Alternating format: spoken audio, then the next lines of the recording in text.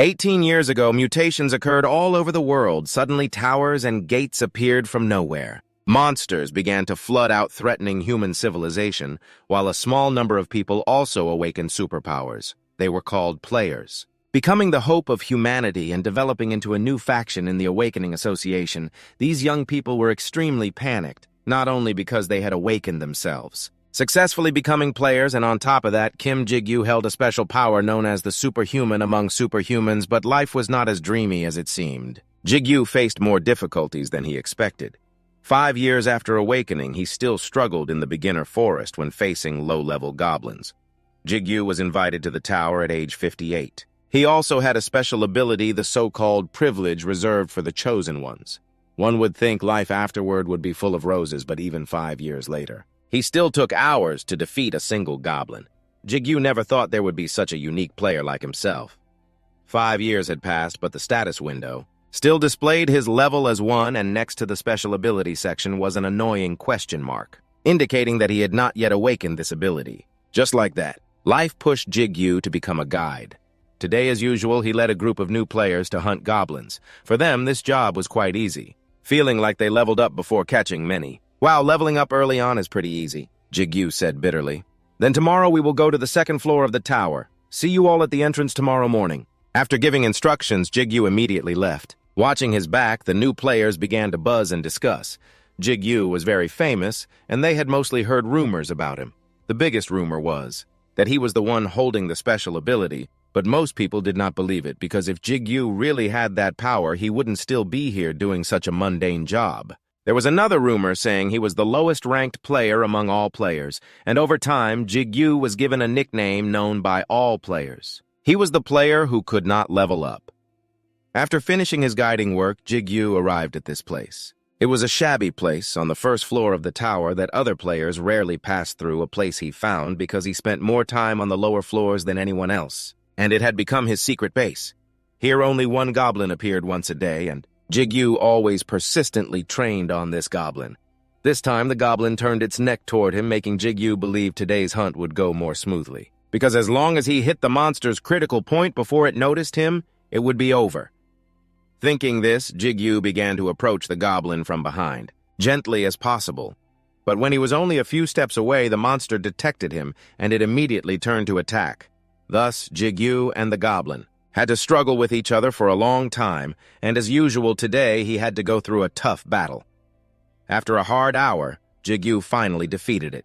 He returned to the Player Association, sold the crystal bead earned from the goblin, and received $20. He silently calculated that after deducting the money spent on medicine, there was no profit left. Thinking of this, Jigyu could only sigh. As he was about to leave, he met a blond man named Teo, who was an acquaintance. After greeting each other, Teo suddenly scratched his head a few times, revealing an awkward expression, then said, "I apologize for what happened." Jigyu did not know what had happened.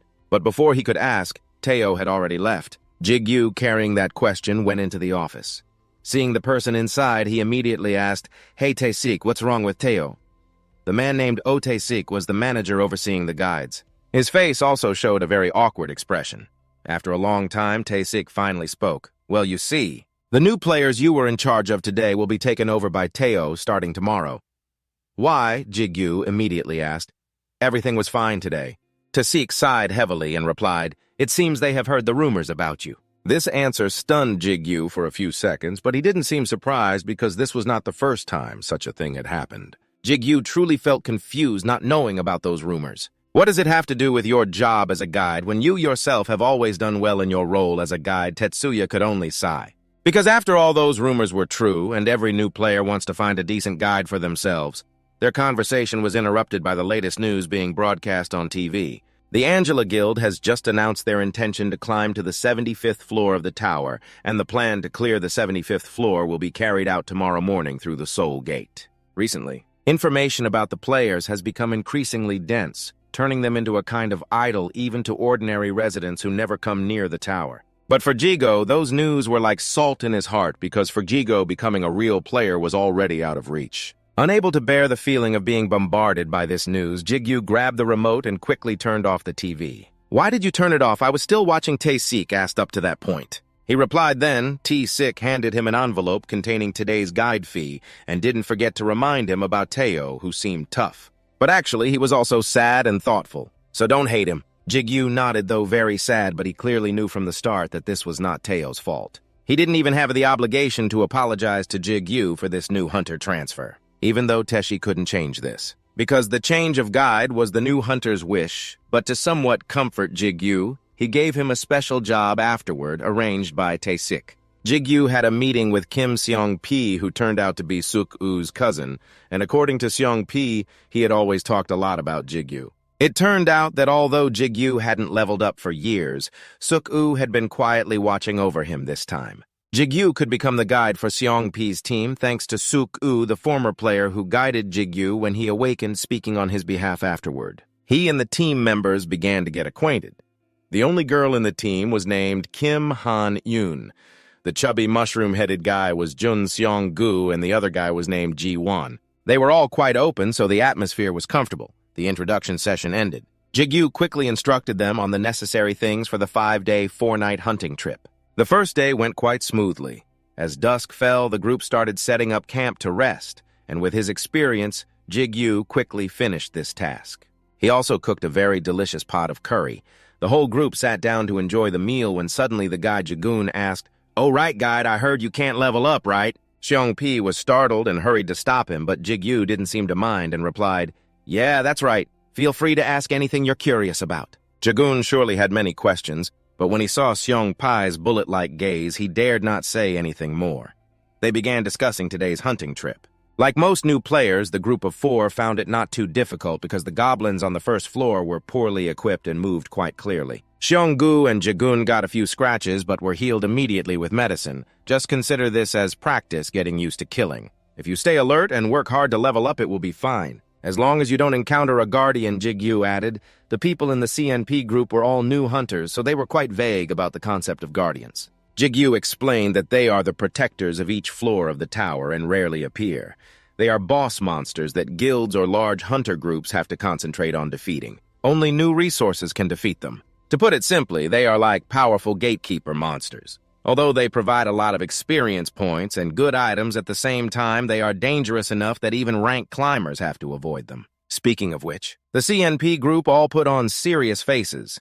Jigyu immediately reassured them, but you don't need to worry too much. Their respawn cycle has been determined. The people in the CNP group all put on serious faces. Jigyu immediately reassured them, but said there was no need to worry too much. The regeneration cycle of them has already been determined. And there are guilds specialized in hunting them, not to mention the guards on the lower floors who are also quickly defeated, so actually encountering them is quite difficult. After chatting for a while, they went into the tent to rest, regain strength to prepare for the next hunting trip. Meanwhile, on the 4th floor of the tower in the area where the forest meets the wilderness, a goblin was running for his life, fleeing from a creature far more terrifying than himself. On the 2nd day, the guided group began moving up to the 2nd floor of the tower. Here, besides goblins, there were also large-brained creatures. The new hunters were quite scared by the enormous size of this type of monster. But fortunately, they were quite slow compared to the goblin.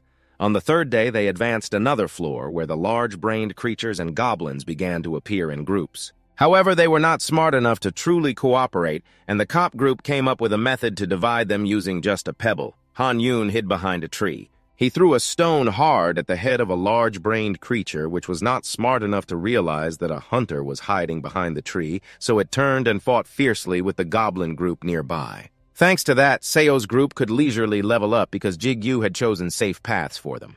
Now they understood why Supu praised him. On the night of the 3rd day, while cleaning up after dinner, Jigyu saw Seo-pi busily writing something and asked what he was doing. "I'm writing a diary. I write every day since I received the invitation to become a player. Who knows? Maybe I'll write an autobiography or something when I become a ranked climber." Haha, maybe.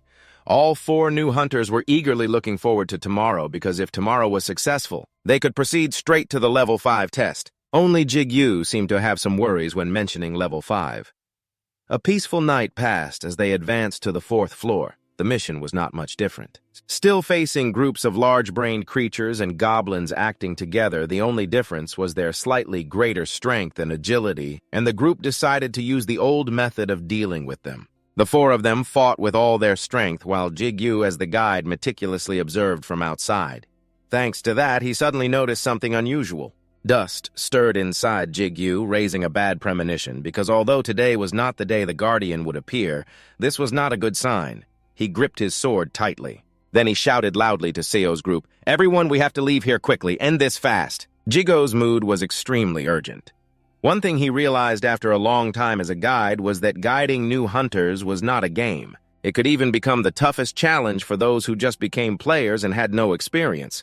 Just as he thought this suddenly, he heard a shout. "Zagun! It seems he's injured in the leg." Zagun's shout immediately distracted the other team members. This was exactly what Jigyu feared most. Just one small mistake could cause the entire group to be wiped out. Things got worse when Jigyu's bad premonition came true. The level 4 Guardian had appeared.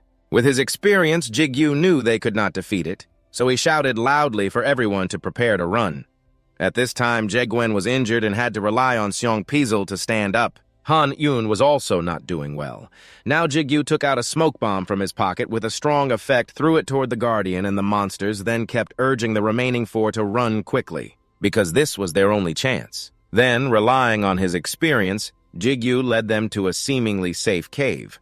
Only then could they breathe a temporary sigh of relief and relax a bit. COP asked, "What was that just now?" It looked like a giant, large-brained creature. "That's the level 4 Guardian," Jigyu replied. "I don't know why it suddenly appeared, but for now we have to observe the situation." Fortunately, the group still had enough food supplies to hold on temporarily while waiting for the rescue team. However, the difficult problems did not stop there. Han Yun had been unconscious since earlier and still had not woken up, looking quite uncomfortable.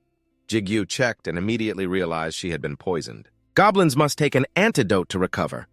When Jigyu said he had brought antidote medicine, the other three breathed a sigh of relief, but he rummaged through his backpack and couldn't find it. Jigyu tried to recall his memory and then realized he had dropped the antidote pills while fleeing from the Guardian. Negative emotions immediately overwhelmed him, although they had hurriedly run away at that time.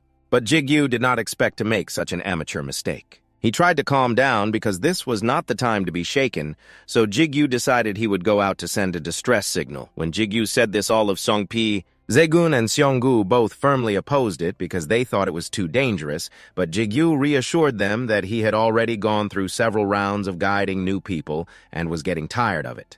"And I only went to the nearby hill to catch fireworks. I know I don't look like it much, but I'm the best level 1 in the world." Jigyu spoke calmly, but in reality, those were just words of encouragement for the CMP group. Once out of the cave, everything became much more difficult due to the appearance of the Guardian, so the movement direction of the monsters all changed, making it hard to predict where they would be. After a while of groping around, Jigyu had to abandon the old route to find another way because too many brains blocked the path. In his pocket, he only had one smoke bomb left to save him. This time, Jigyu followed the steep cliff and successfully approached the hill at this speed. He would arrive there in about 3 minutes and had to shoot the fireworks quickly, then return to the cave. As long as he didn't encounter the Guardian, it would be fine. Just avoid it, Jigyu thought to himself. But usually the thing people fear the most arrives the earliest, because right after that, the level 4 Guardian suddenly appeared behind him. Jigyu faced it directly but couldn't fight it, especially being ambushed like this. So he was punched hard by the Guardian, flying straight into the cliff.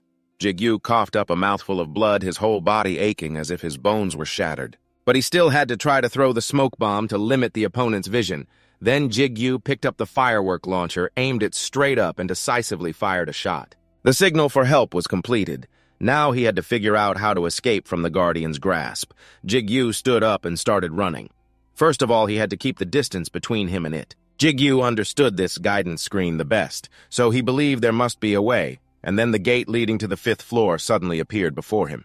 The level 4 test was a sorrowful ordeal for Jigyu. That gate was something he always wanted to jump into, giving up everything, but because of his family, he couldn't. Behind that gate was a place that seemed to be waiting only for death for a level 5 like him. "Why did I come here?" Jigyu approached the gate and bowed his head on it. At this moment, he really wanted to cry. He was just someone who couldn't even handle level 4, so how could he get to level 5? But behind him, the Guardian was crazily chasing. If he didn't go up to level 5, he would surely die here. Jigyu gritted his teeth. Staying here would definitely mean death, but going to level 5, he wasn't sure if he could survive. So he definitely had to choose the second option. because at least there was still a chance to struggle otherwise. Gigyu had entered his first test. Giguk reluctantly entered level 5, but after confirming the player's information, the tower announced that his ability was not confirmed, leading to the difficulty of the challenge being continuously reduced, and Giguk's first test was simply to hunt a goat. Gigyu stood up staring at the status window, seemingly unable to believe what was happening before his eyes. He only needed one breath to take down that goat. And the tower immediately sent a notification that he had passed the test, thereby determining his job and discovering his unconfirmed ability. Gigyu passed the stage perfectly and easily. At the same time, he received his first reward. Holding the sword in his hand, Gigyu kept trembling not because of fear, but because it felt unbelievable. He had already prepared himself to sell salt when entering here. But unexpectedly, he only had to face a goat. While staring at the goat's corpse, Gigyu suddenly felt something unusual coming from behind. He turned around and saw a dense black aura approaching, then engulfing him. Gigyu didn't know what it was, but in the blink of an eye he was swallowed by it and lost consciousness. "Who exactly are you?" Gigyu woke up because of a strange voice. He looked around in confusion, not knowing where he was, but continued to hear that voice. "Are you my master?" This time he could hear more clearly that it was the voice of a boy. Gigyu stammered and asked back, "What master? Damn it, an idiot can't even answer a question properly. Are you really my master?" The voice suddenly rose sharply, making Gigyu feel extremely insulted. "Fine. I've waited too long anyway, so whatever. Choose a name for me." Giggles up to now still truly does not know what entity is communicating with him, but it seems like it is trying to ask him to connect with it, so he still agrees to connect with it. This experience passed very quickly, just like a kind of hallucination shortly after. Gigyu woke up and found himself lying on a hospital bed. The first thing that struck his eyes was the worried face of his younger sister Ayu Dung and Tae Sik. He thought he had fainted for only a short time. But in fact, it had been 2 weeks since he was found unconscious at the door to the 5th floor afterward. Gigyu could only hear what had happened from Tessik. After the guild players saw the flare, they managed to corner the bodyguard and Bao. They entered the 4th floor before the door to the 5th floor, but ultimately let him escape. Although feeling a bit annoyed because they couldn't catch the bodyguard, Gigyu felt relieved to see COP's whole group. They were rescued and all safe except Jagun, who was injured and had to use crutches. The rest were fine in the following days. Gigyu continued to stay in the hospital to recover. His mother called several times, feeling very guilty seeing herself as a burden causing her son to take risks. Earning money like that? Of course, Gigyu kept comforting her. "They said you will be discharged soon. Mom, don't worry and please rest soon. The insurance has already covered all the hospital fees. So Mom, don't worry." Knowing Yudung was beside Gigyu also reminded her not to come to the hospital to visit him anymore. "Stay home to take care of Mom. Only then can I rest assured to hang up the phone." And only after hanging up the phone, Gigyu dared to let out a sigh. Even after passing the 5th floor, things still went against his hopes. Gigyu was still stuck at level 1. However, a major change occurred when after waking up, Gigyu found an additional ring on his hand. After discharge, he returned to his daily work. New hunters seeing Gigyu reappear in the world, many couldn't help but sneer. Is that really him? The one famous as the guide who couldn't level up. However, this time someone else spoke up for Gigyu, though not exactly defending him, but just correcting the information. Because recently he had become famous for a different title. Now people called Gigyu the Butcher of the Guide section, unlike before. When he used to take it an hour to defeat a goblin, now facing a whole pack of fierce orcs and goblins, Gigyu was very confident from the strange ring on his hand. He took out a sharp black sword. A good weapon combined with years of experience fighting on the lower floors of the tower gave Gigyu absolute confidence, and this time, he dealt with the monsters in the blink of an eye. Both speed and attack efficiency reached perfect levels without question. Gigyu fought more and more enthusiastically. That was a feeling of happiness and vitality he had never experienced since awakening as a player until now, all thanks to the fate with that mysterious entity. Going back to the day Gigyu fainted. He named it Lu. The day Lu was born, Gigyu officially awakened his ability. His profession was a companion of the ego, and his special ability was linking with his ego. Although Gigyu was still stuck at level 1, his ego Lu was different. In a very short time, it rose from level 1 to level 7 with 18 strength points, 18 dexterity points, 7 endurance points, and magic power. After Gigyu defeated all these monsters, Lu's level even jumped straight to 8 surprisingly fast. This exhilarating feeling was hard to describe when just days ago Gigyu was scared stiff before an orc. But now he leisurely picked up a bunch of crystals dropped after defeating them. Going back a month before when Gigyu discovered he had awakened a special ability. Still a question mark all this time. He was so eager that he rushed to the tower right after discharge, although he could imagine his sister's fury then. But Gigyu still decided to teleport from the hospital bed here to test the new ability. After all, he couldn't sit still when his status window finally changed after 5 years. At that time, Gigyu still didn't know how to link with what was called his ego. Thanks to reading web novels over 180 minutes a day, he finally came up with a way striking a cool superhero transformation pose, then loudly shouting the 2 words link. However, nothing happened. Luckily, Gigyu was alone at that time, otherwise he would have been so embarrassed that even the monkeys on the mountain would have chased him away. He was very troubled. He didn't know how to use that power. He even gave it a name, Lu. Just when Gigyu was at his most frustrated, suddenly, a sphere appeared in front of him along with a notification that the ephemeral ego Lu had been summoned. At that time, Lu did not yet have a fixed form. Because Gigyu was not skilled enough, his ego would be randomly chosen to form a physical body that would freely absorb matter from the surrounding environment. Gigyu listened and became even more confused. What does it mean to freely absorb matter from the surrounding environment? But the answer quickly appeared before his eyes. Because from that sphere suddenly emerged a strong suction force that pulled everything around it, including Gigyu and the equipment on him. Gigyu desperately tried to hold on to his gear. Because of these items, even the cheapest ones were worth up to 5,000,001, but the suction was too strong, so in the end, Gigyu could only blink as the sphere swallowed them whole. It even sucked off his clothes. Even his underwear was not spared. Gigyu had to risk everything to hold on to his waistband, otherwise he would have had to wrap banana leaves to go home. It seemed the sphere had absorbed enough matter from the surroundings. The wave then stopped, and the sphere began to change, emitting a dazzling light. It took a long time before Jigyu's vision was restored, and what was floating before him now was a black sword sheath with a glaring red eye. After getting acquainted, Gigyu realized that the sword was his ego Lu. At first he was skeptical, but its cheeky tone was exactly like the voice he heard when he fainted on the 5th floor of the tower, so he believed this was real. He asked it to explain a few things because at that time he didn't even know exactly what an ego was. Is an ego a soul? Not a soul, I don't even know what it is. Hey, stop touching my body, you pervert, Lu shouted when Gigyu kept fondling it. He tried to endure it since this was a breakthrough in his special ability. Although it was a bit rude later, Gigyu still had to rely on it. Hey Lu, can you move on your own? He asked again. Oh, not yet. But maybe later. Oh, okay. Can you sever the link with me and change masters? That depends on the ego's master. It can't do that. I see. Next question. When you can move on your own, can you attack me? Attacking you is possible. But if the master dies, the linked ego also disappears, so practically speaking, attacking your own master is quite impossible. Hearing this, Jigyu's mouth twitched. Finally, he asked a concluding question. Can Lu feel pain? Even though it is currently in the form of a sword, Lu's answer was definitely yes. Because it is a great ego, not just emotions. As long as Gigyu sets it up, all his senses can be 100% replicated on the ego's body. Hearing this, Gigyu completely understood Lu's weakness. He immediately stood up, grabbed a rock, and approached it. All right, I've been holding back for a long time, you little bastard. And he threw the rock straight at it. Lu used force to teach it the lesson of first learn manners, then learn knowledge, so it wouldn't dare to be cheeky with its master him anymore. With such harsh colonial-style discipline, Lu really became much more obedient and well-behaved in the following days. It accompanied Gigyu to attack the tower continuously, absorbing blood and experience from monsters to level up, and its stats increased relentlessly. Gigyu was very satisfied, because this not only brought power to him, but above all now it was very sensible. Today our loot bags are full, so Gigyu decided to go back and rest. On the way back, Lu complained that it was eager to go outside. To satisfy his ego, Gigyu decided that next time, instead of entering the tower, he would enter a gate.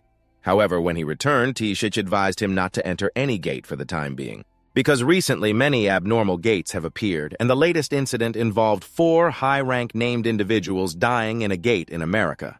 The abnormalities of these gates were also different, like a gate showing rank F but actually being rank C, or some gates having very strange structures. This has never happened in the past 23 years. But for the past month, Gigyu has been continuously appearing, and after hearing him speak, I felt a bit uneasy. Because exactly 1 month ago was when he found Lu, but then Gigyu also reassured himself that maybe it was just a coincidence. Seeing that he did not speak, Tae-Sik continued to advise. I'm not saying you should never step through any gate again, but I just want you to be safe during this current chaotic time. I know you're very excited to finally be able to use your supernatural power, but please be patient. Gigyu knew the other party only wanted the best for him, so he did not object.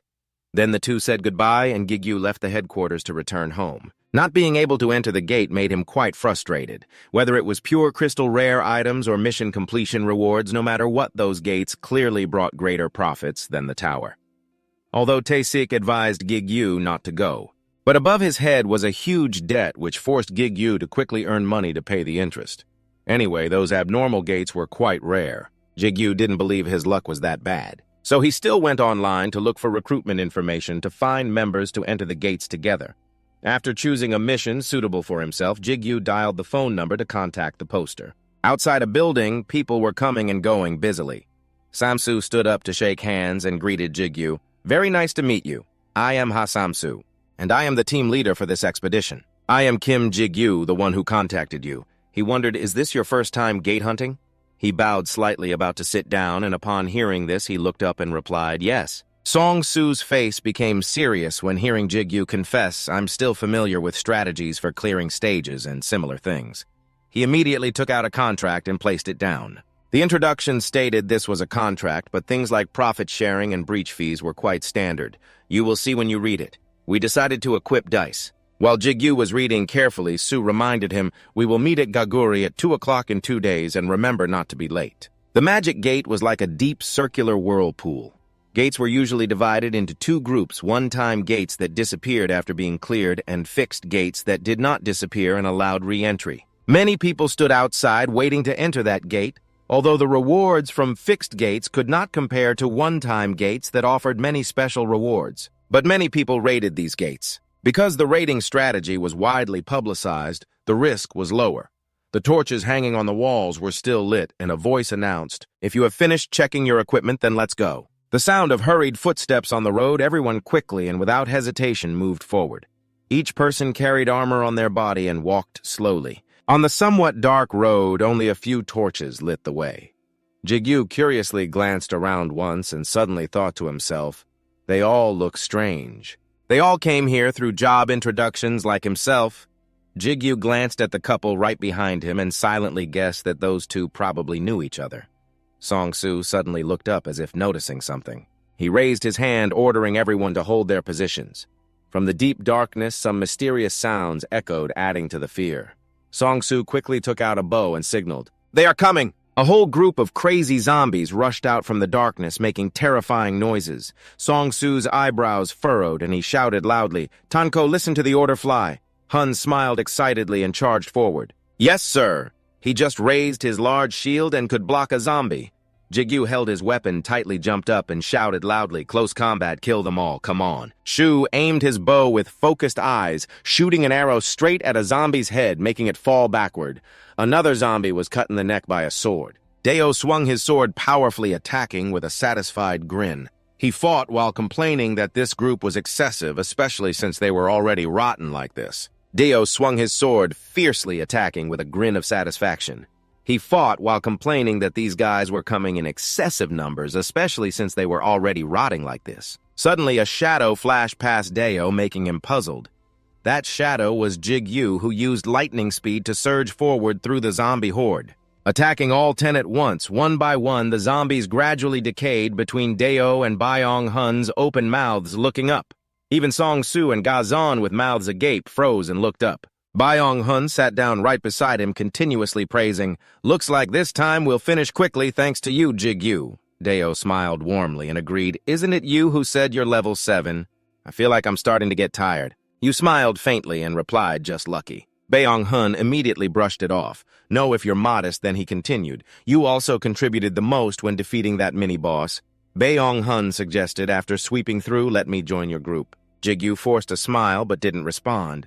He glanced up secretly, feeling grateful. Luckily, he didn't seem to mind, but Gigyu felt inside that behaving like this in front of the team leader was not polite. Byong-hun spoke up. "Today we benefited a lot from you." They both continued, "I was about to say that." Gigyu politely replied, "It's nothing," but inwardly he confirmed that even if they said no, it was true.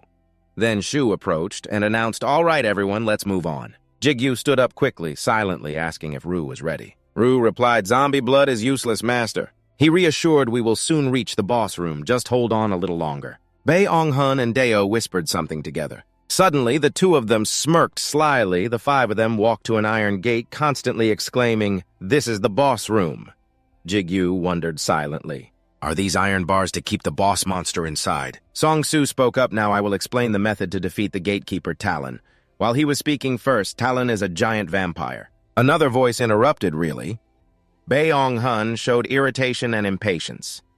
"Do you think we didn't research anything before coming to a fixed gate? Hurry up, we're wasting time." Hearing that, Song-Soo frowned and emphasized, "Listen, even if you know one person's mistake can endanger the whole group inside the gate." He clicked his tongue and criticized the delay. Seeing this, Gazan's face darkened. He clenched his teeth. Wrinkles appeared on his forehead, sensing Song-Soo was glancing at him. She, startled, relaxed her facial muscles. Gazan looked up at him silently. Song-Soo continued speaking, so I will continue explaining. It seemed Jigyu noticed the signals they secretly exchanged. That was very strange. Earlier, he had briefed right after we melt the iron with acid and enter the boss room.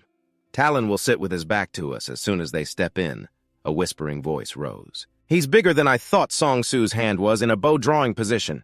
"First, I will hit him with an explosive arrow. I'm coming." He shot with great force, shaking the earth and sky. Talon roared fiercely that would anger him, and he swung his fists wildly. Bae-Ong-hun also shouted fiercely. To the point the wrinkles on his forehead were clearer than ever, Talon crazily swung his fists forward at our tanker. Bae-Ong-hun had to block those attacks. Bae-Ong-hun gritted his teeth, raised his large shield, struggling to block the terrible attack. As he stepped back, Deo and Jigyu simultaneously rushed forward to attack. The most important part was when he bent over to change his attack attribute. The two of them ambushed from the front and back. Talon used his glowing red eyes to glance behind. His defense would triple, blocking most of the attack effects. As Talon lowered his face, a voice rang out. "Jigyu, it's your chance. Something triples defense." Bae-Ong-hun shouted orders. Jigyu immediately dashed like the wind, but Jigyu's attack would at least damage him a little from above. He aimed straight down to finish Talon. The system notification startled Jigyu. Synchronization rate with Do has increased. Now you can use Do's abilities more effectively than before. He gritted his teeth, used lightning swordsmanship to slash straight down without hesitation. System notification: Gatekeeper Talon has been defeated. Hearing that, Dio and Bae-Ong-hun were once again surprised by Jigyu's power. Gazan and Samsu were also very surprised, gained experience points. You killed the Gatekeeper with one strike. Hearing the system notification, he widened his eyes, gained more experience points. Your stats slightly increased thanks to Thailand's blood system notification. You have acquired the skill Cannibalism. Cannibalism restores health by eating corpses. Seeing Talon lying on the ground, everyone started shouting, "What the hell is this? No way." Jigyu Bae-Ong-hun joyfully and wildly shook him. He begged, "Please give me your contact information." Deo also excitedly ran over to me. Jigyu awkwardly waved it off and said, "Let's talk about that later." Zhongshu seriously spoke up. "Everyone listen. The equipped item, a paralyzing dagger, just dropped." Deo ran over, screamed once, then continued, "Not only is it easy to eliminate, but it also drops equipment items, right?" Song-Soo Cho said, "As stated in the contract now, I will roll the dice to decide the reward distribution." Bae-Ong-hun put his arm around him and whispered, "Hey, Jigyu." He smirked and provocatively said, "Don't you want that dagger?" Jigyu looked annoyed and glanced sideways, thinking to himself that he kept acting superior. Bae-Ong-hun's face broke into a sly smile. "Honestly, you basically did all the work. Dio and I will handle it, so just go along with it." He looked at Jigyu silently, guessing that Jigyu couldn't ignore them after this incident. His eyes glanced around. "I help you and you help me." He couldn't help but pay attention to those two. After 5 years as a guide, Jigyu gradually developed an eye for people. Close combat Choi Deo and tanker Byung-hun, he didn't expect much. But unexpectedly, they wanted to do something like that. Jigyu silently observed the others. Meanwhile, the team leader, Song-Soo, and the girl whose name he didn't know, Song-Soo, spoke up. "If everyone is ready, let's start." Some doubt still arose in his mind. He wasn't sure, even though they seemed to be hiding something. He gently took something out from his sleeve. "Now I will take out the dice." Bae-Ong-hun subtly signaled Deo with his eyes. Suddenly, Bae-Ong-hun jumped up from his seat, gripping the weapon tightly in his hand. Bae-Ong-hun smirked smugly and lunged to attack. Although Cho's blade came close, Song-Soo remained calm and silent from afar. Jigyu ran over, trying to push his hand away to stop him.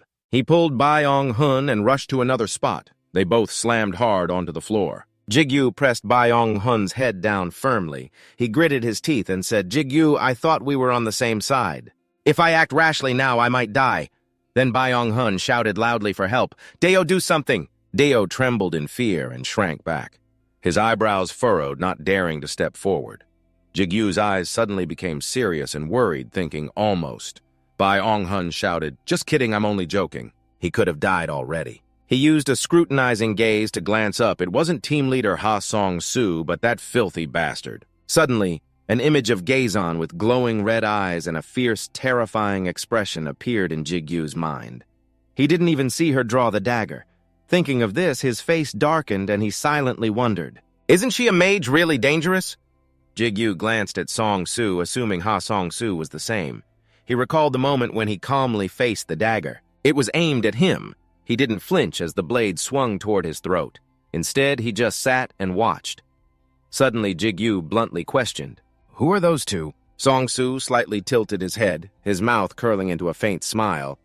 "Actually, we wanted to ask you the same question." While holding Bai Onghun down, he pressed further, "What do you want to do with these guys?" Deo knelt down, trembling in fear, loudly confessed, "He said I'd be paid as long as I followed orders. I don't know if he really intended to stab you." Song-soo didn't answer, but asked, "Why are you asking me?"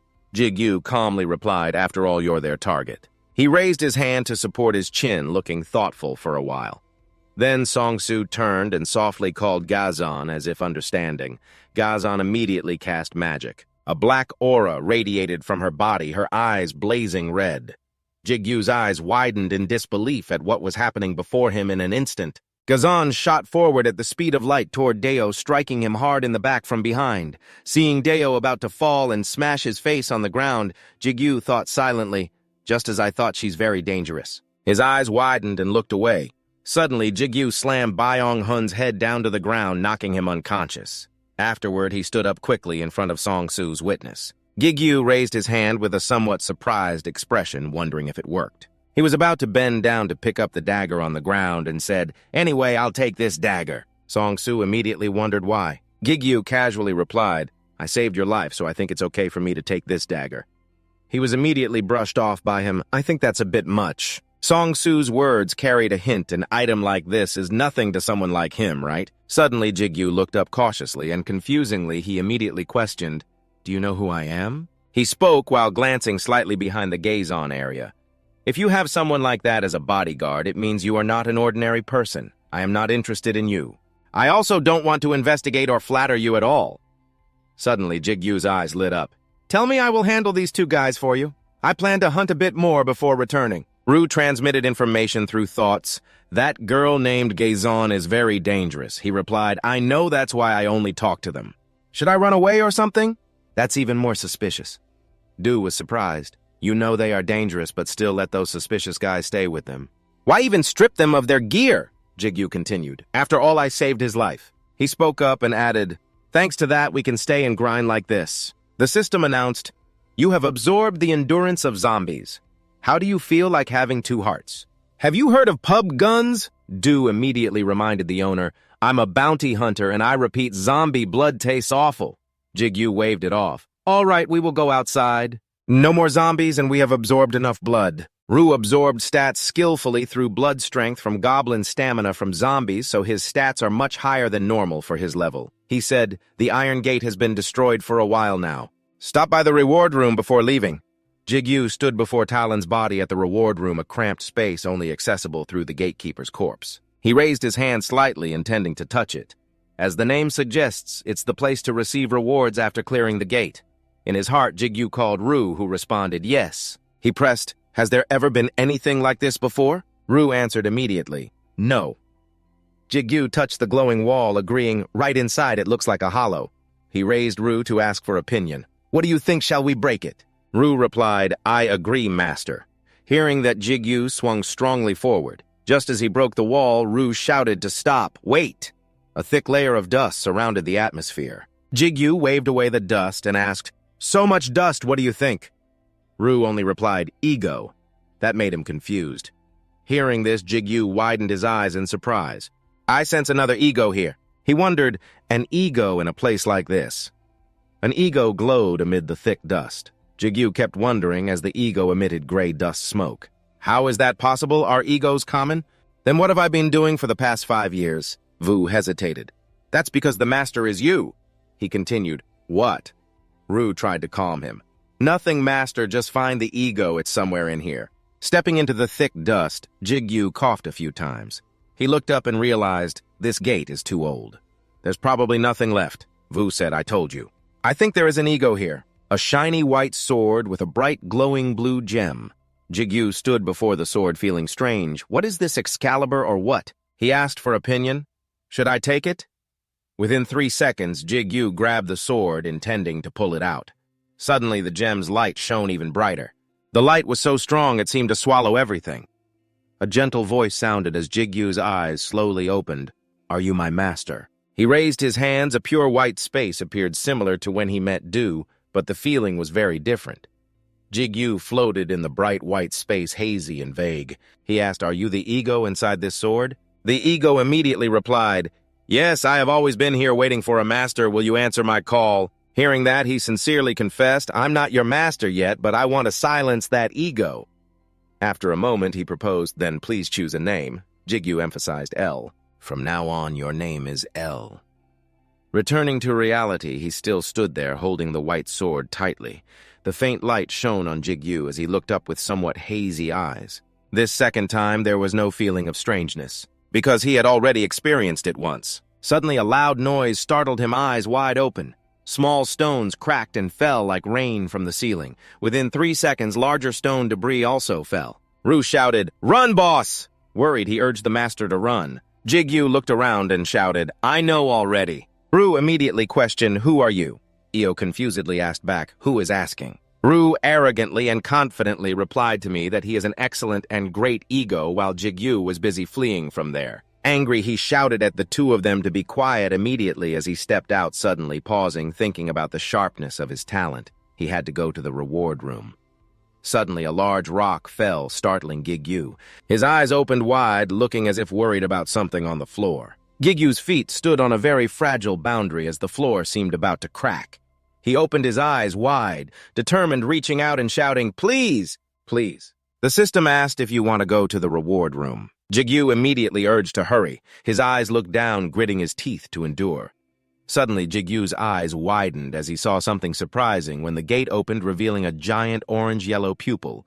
A crowd of excited people lined up outside, waiting to enter a fixed gate that had been destroyed unprecedentedly for unknown reasons. On the screen, news reporters were talking about the information that the timing of the unusual incident coincided with the formation of multiple gates, causing a long-lasting major debate about the positive aspects. Because Jigyu had left there a long time ago before the gate collapsed, he was not suspected. The screen displayed the reward. Passing the level grants 30 purple quartz and an additional reward. A talisman, an item that prevents common illnesses and prolongs life, which ordinary people can also use.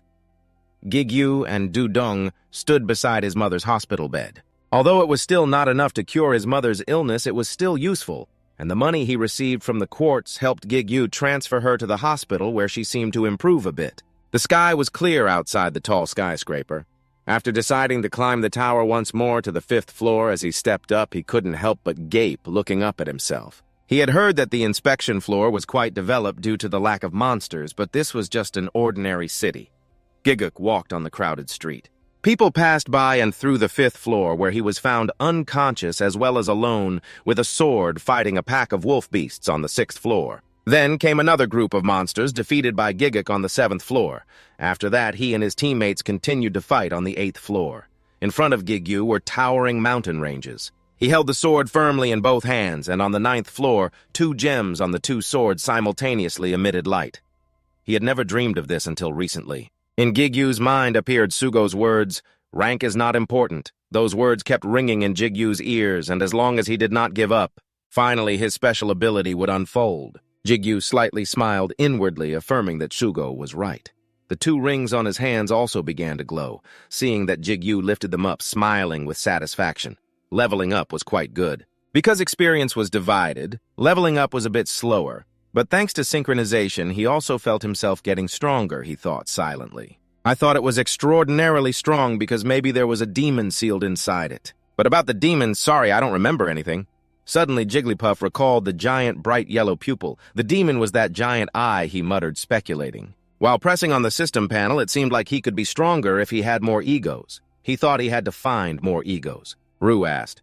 Do you know where to find them? Jigyu was very confident and immediately replied, I know a place outside the building. The clear sky and sunlight made the auction house even more dazzling. An announcement echoed in the crowded auction hall, sold for $170,000.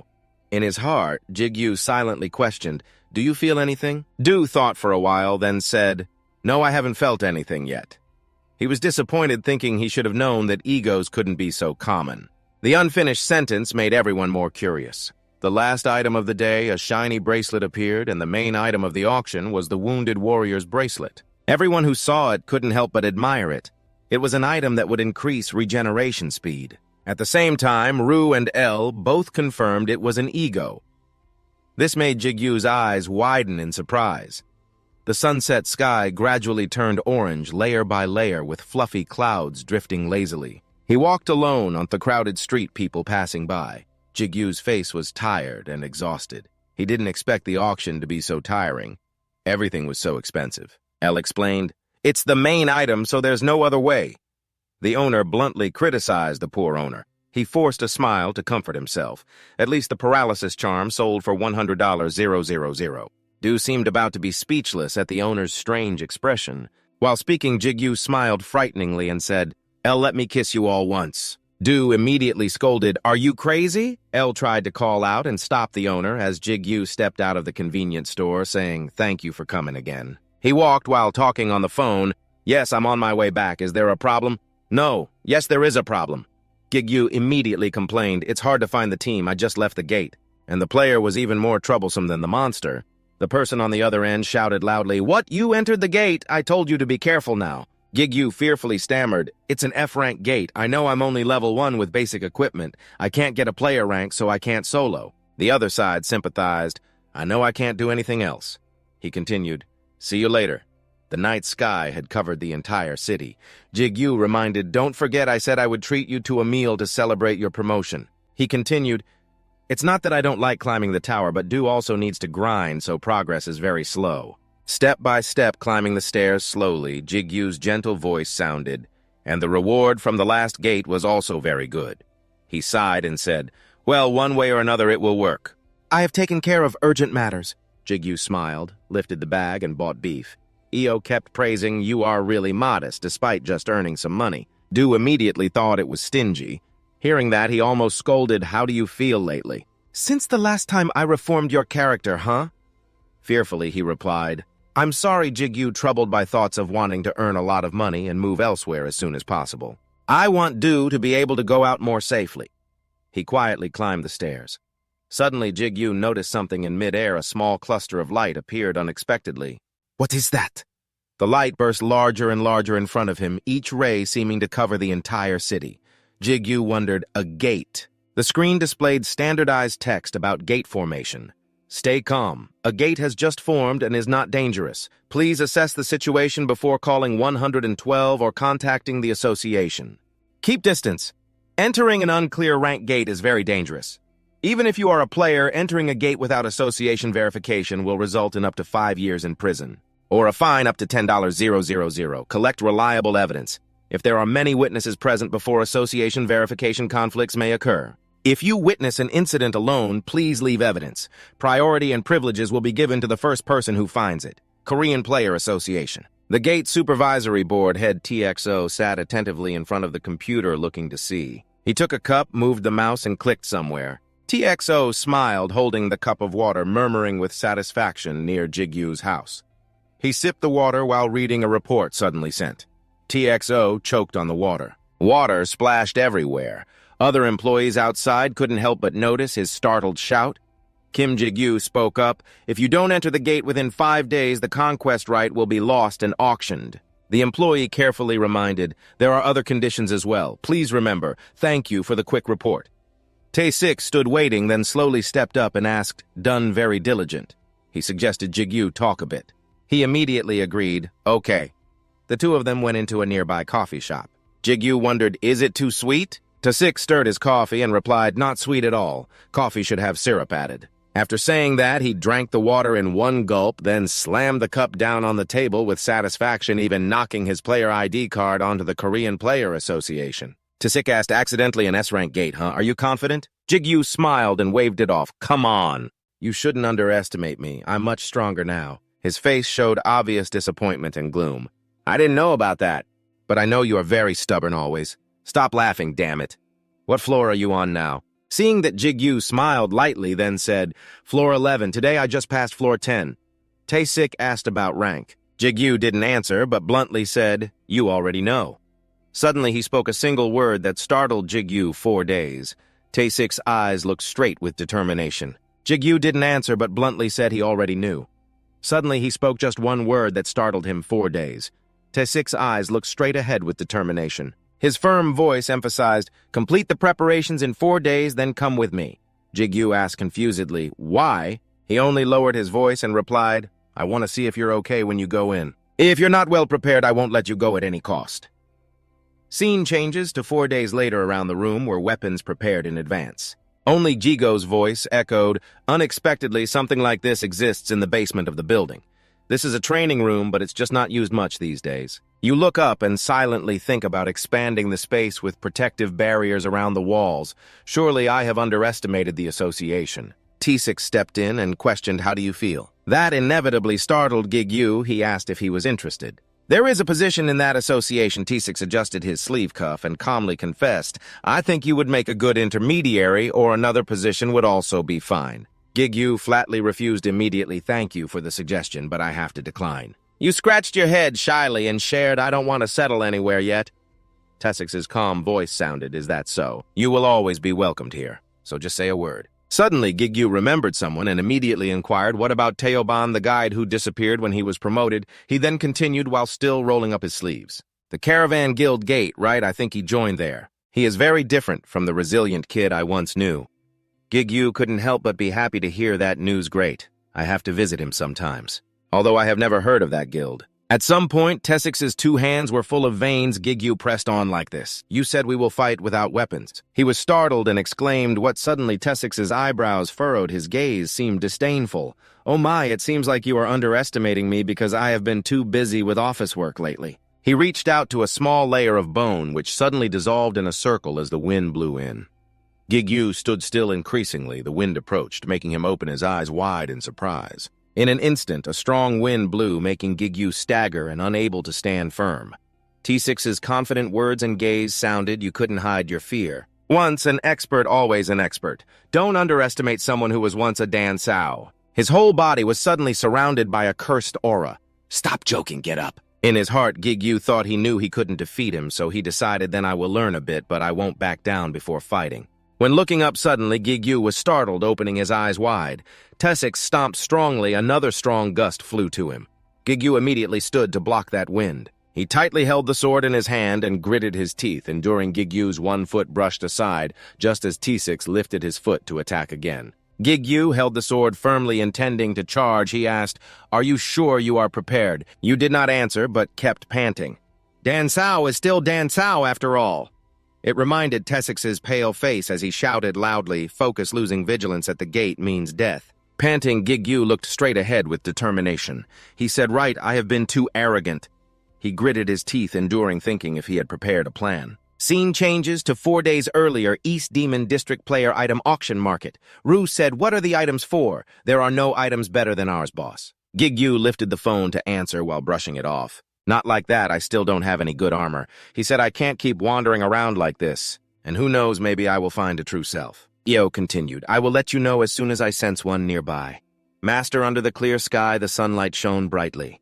The voice echoed, Look around. Jigyu was suddenly attracted by a set of iron armor in the shop.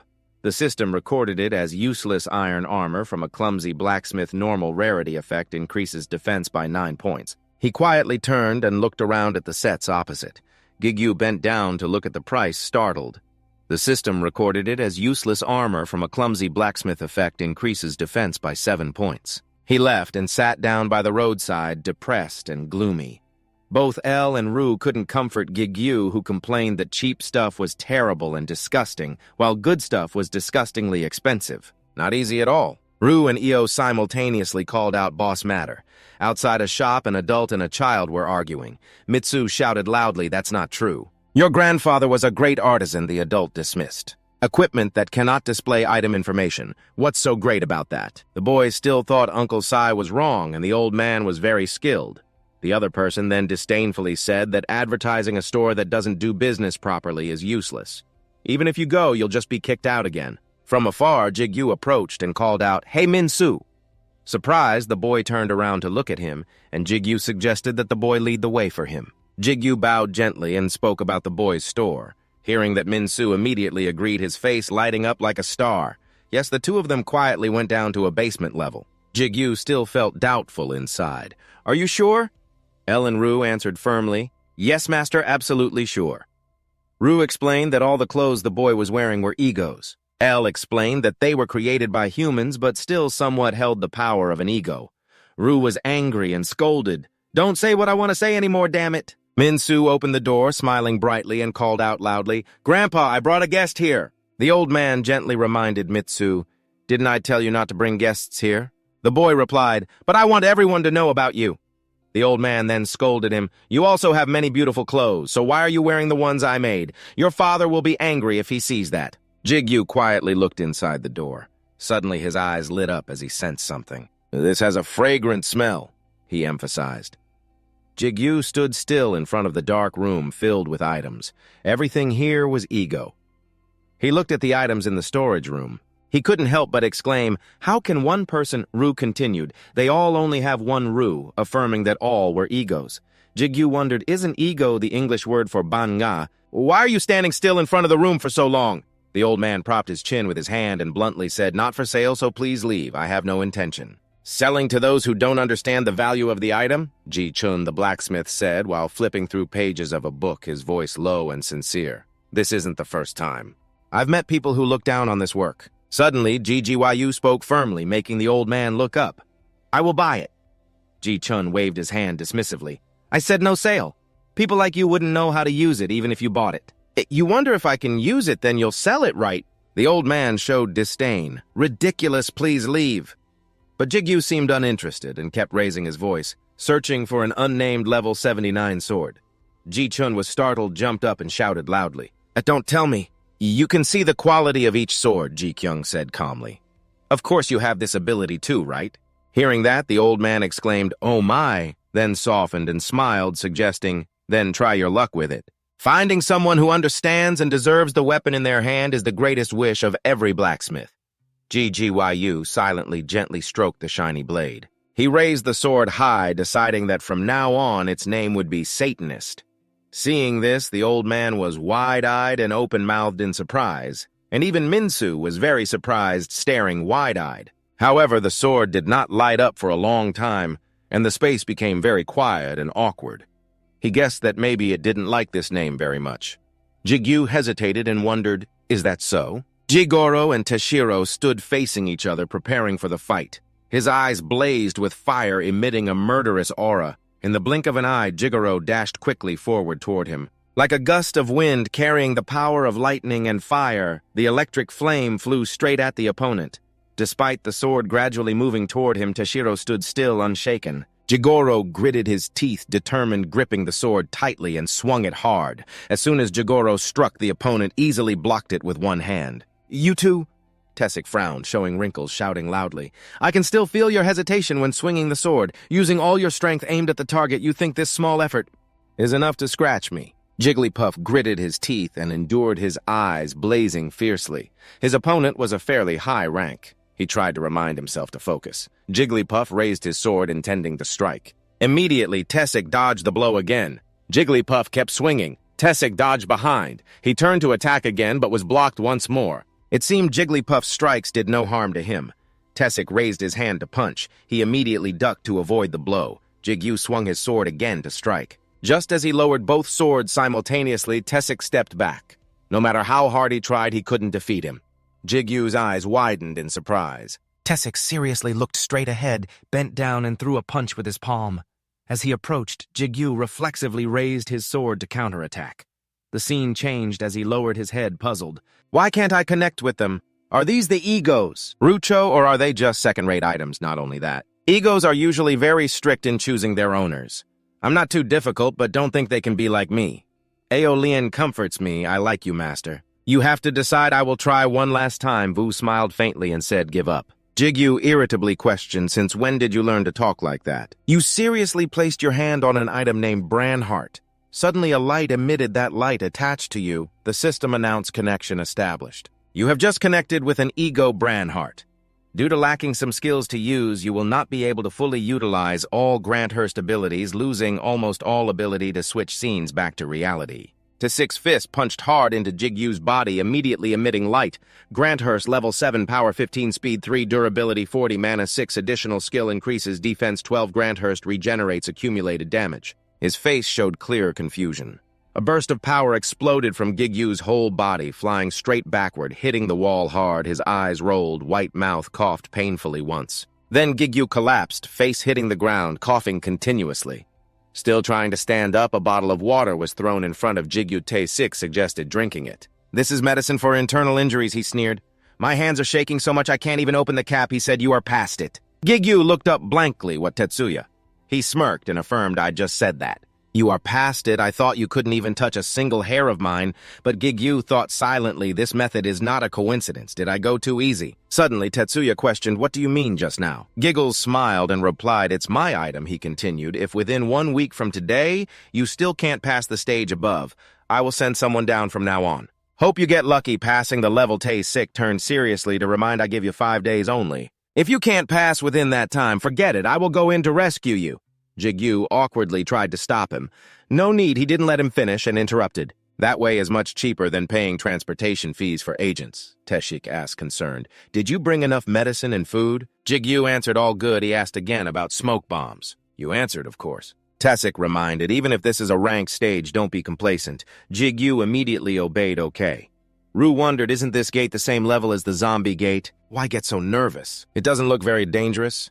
You smiled happily. He is like a father, so it's natural to worry. Jigyu turned back and said, I will definitely return. T6 smiled and replied, okay. You turned your face and stepped straight into the gate. The system announced, you have stepped through the gate. Jigyu silently hoped this was an easy gate. Ru asked, what is the reward? He gently replied, I earned quite a lot of money.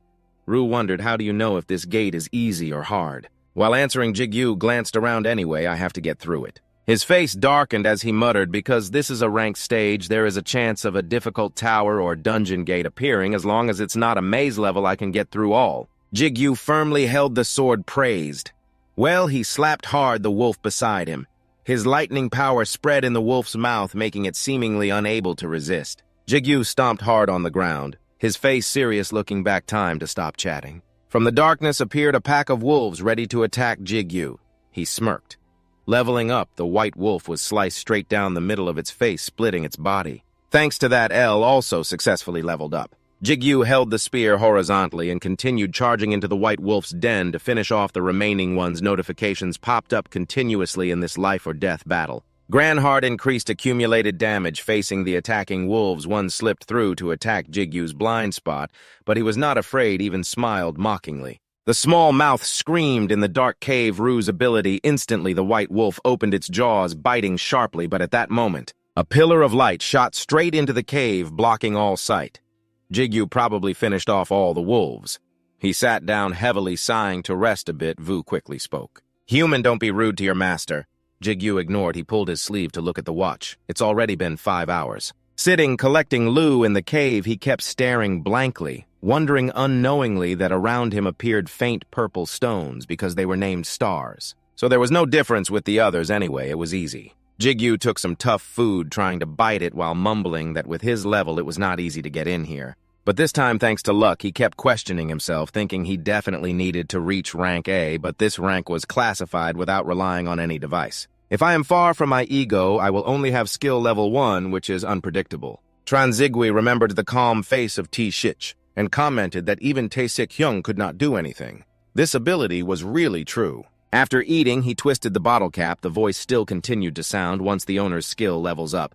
No matter how far apart we are, the Lord will still maintain the connection. Jigyu raised the water bottle to his mouth and took a sip, hoping so. But I still don't know what will happen after leveling up. What form it will turn into?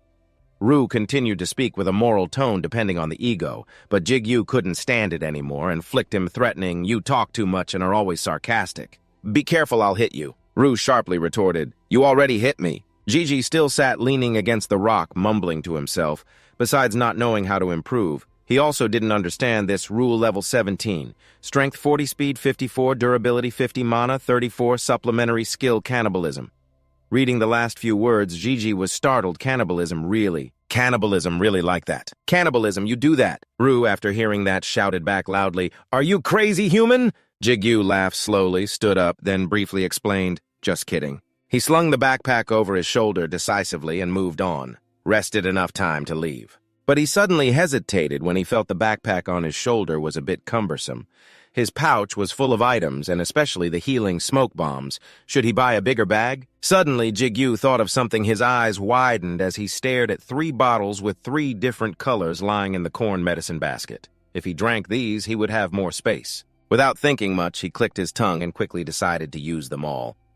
Might as well.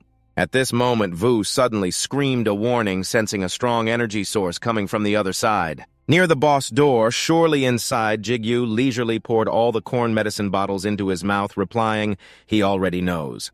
That's why I'm drinking medicine here." He anxiously stepped into the dark cave. The path ahead still showed no one, so he impatiently asked Vu, "Are we almost there?" Jigyu began to feel restless. If this continued, the potions he drank earlier all lost their effect. He repeated the warning words. The voice just said, "I sense a strong energy source." This time he deliberately emphasized more. "I think we are almost there." After walking a bit further, Jigyu suddenly saw a faint light shining ahead, a light maybe from a torch. Perhaps the boss was there. Vu hurriedly urged, "Let's go see." He put a finger to his lips and whispered to him to be quiet. Ru complained, "Anyway, no one can hear us." Jigyu agreed and gently brushed it off. "All right." Then he used telepathy to remind him, "Ru, don't lose to the owner."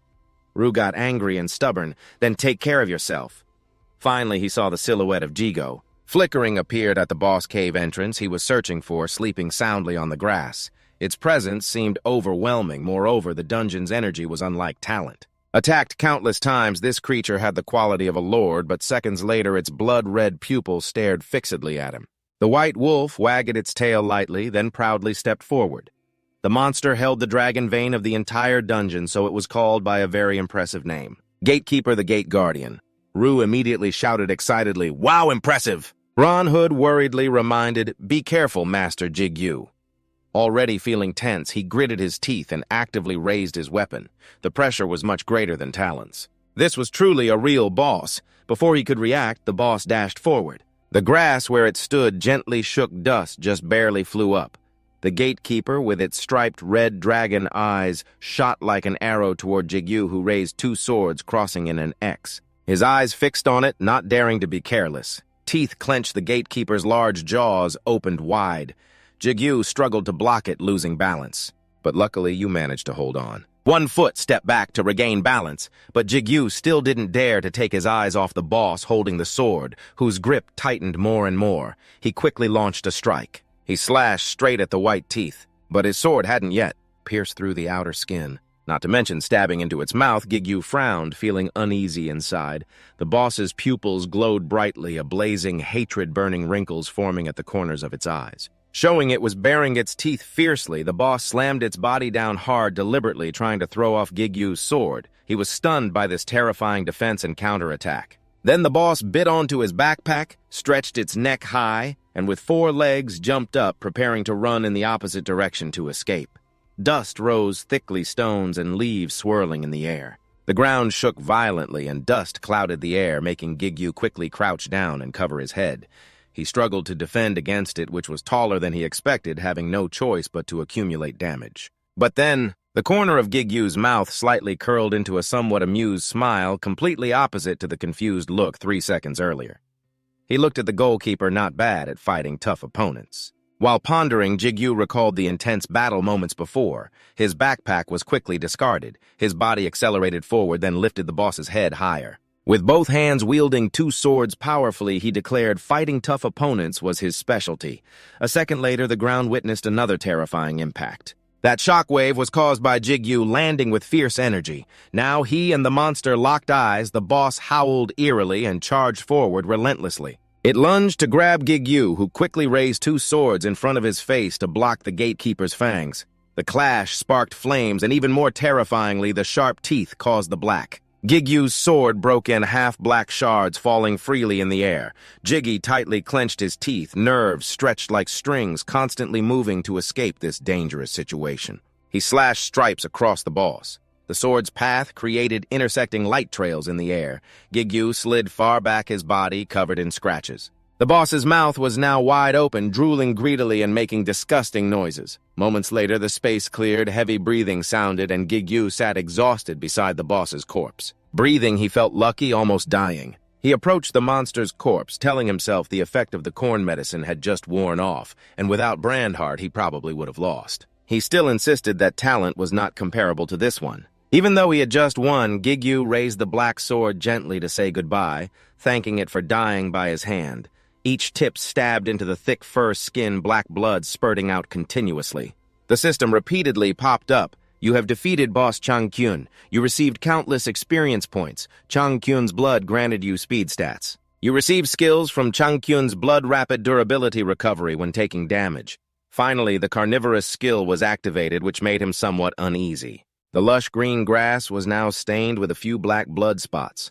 The boss's corpse was placed into a pit, the black sword still stabbing deep, causing blood to spurt continuously. Gigyu stared blankly without blinking. The space suddenly became eerie, dense, magical energy shifting in the air. The system sent notifications. Ru has absorbed Changkyun. You have successfully transformed Changkyun into an ego.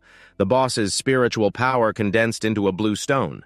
He asked confusedly what was going on. Ru was clueless and replied, I don't know either. I've never heard of a monster transforming into an ego. Gigyu felt tired and decided to put this matter aside to investigate later. He continued to inquire, what about you? She honestly admitted, me too. Her voice was full of embarrassment. I'm sorry I couldn't help, Master.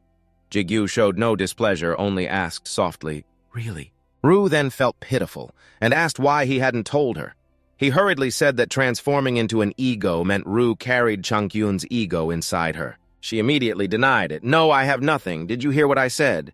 Gigyu sat dazed, muttering, then what is this? L had never used this skill before, so he guessed wildly but was unsure. He then ordered the info window name Kim Jigu, level 1 profession, ego collaborator, unique ability. Link power ego synchronization skill requires Changkyun. After reading the info, Jigu was suddenly wide-eyed, got it. So how do you use or loudly shout the skill name when you suddenly remember the image of yourself struggling in the previous battle moment? Squinting eyes full of caution and hesitation, he finally clicked his tongue and cleared his throat to make a decision that made Song Kiem curious to try later, just wait and see when the time comes. Gigyu brushed off his bottom and stood up, thinking he had to understand the use of eating meat. His face instantly became excited when he found a green crystal even better than the famous purple crystal. And with this size, it must sell for a lot of money. Walking slowly and leisurely across the grass, he hummed happily. Now it was time to go to the reward exchange room. However, even if Gigyu opened his eyes wide to look carefully, he still saw nothing appearing, so he panicked it was not here. Song Kiem also hurriedly followed him, asking what was going on, what happened to the master.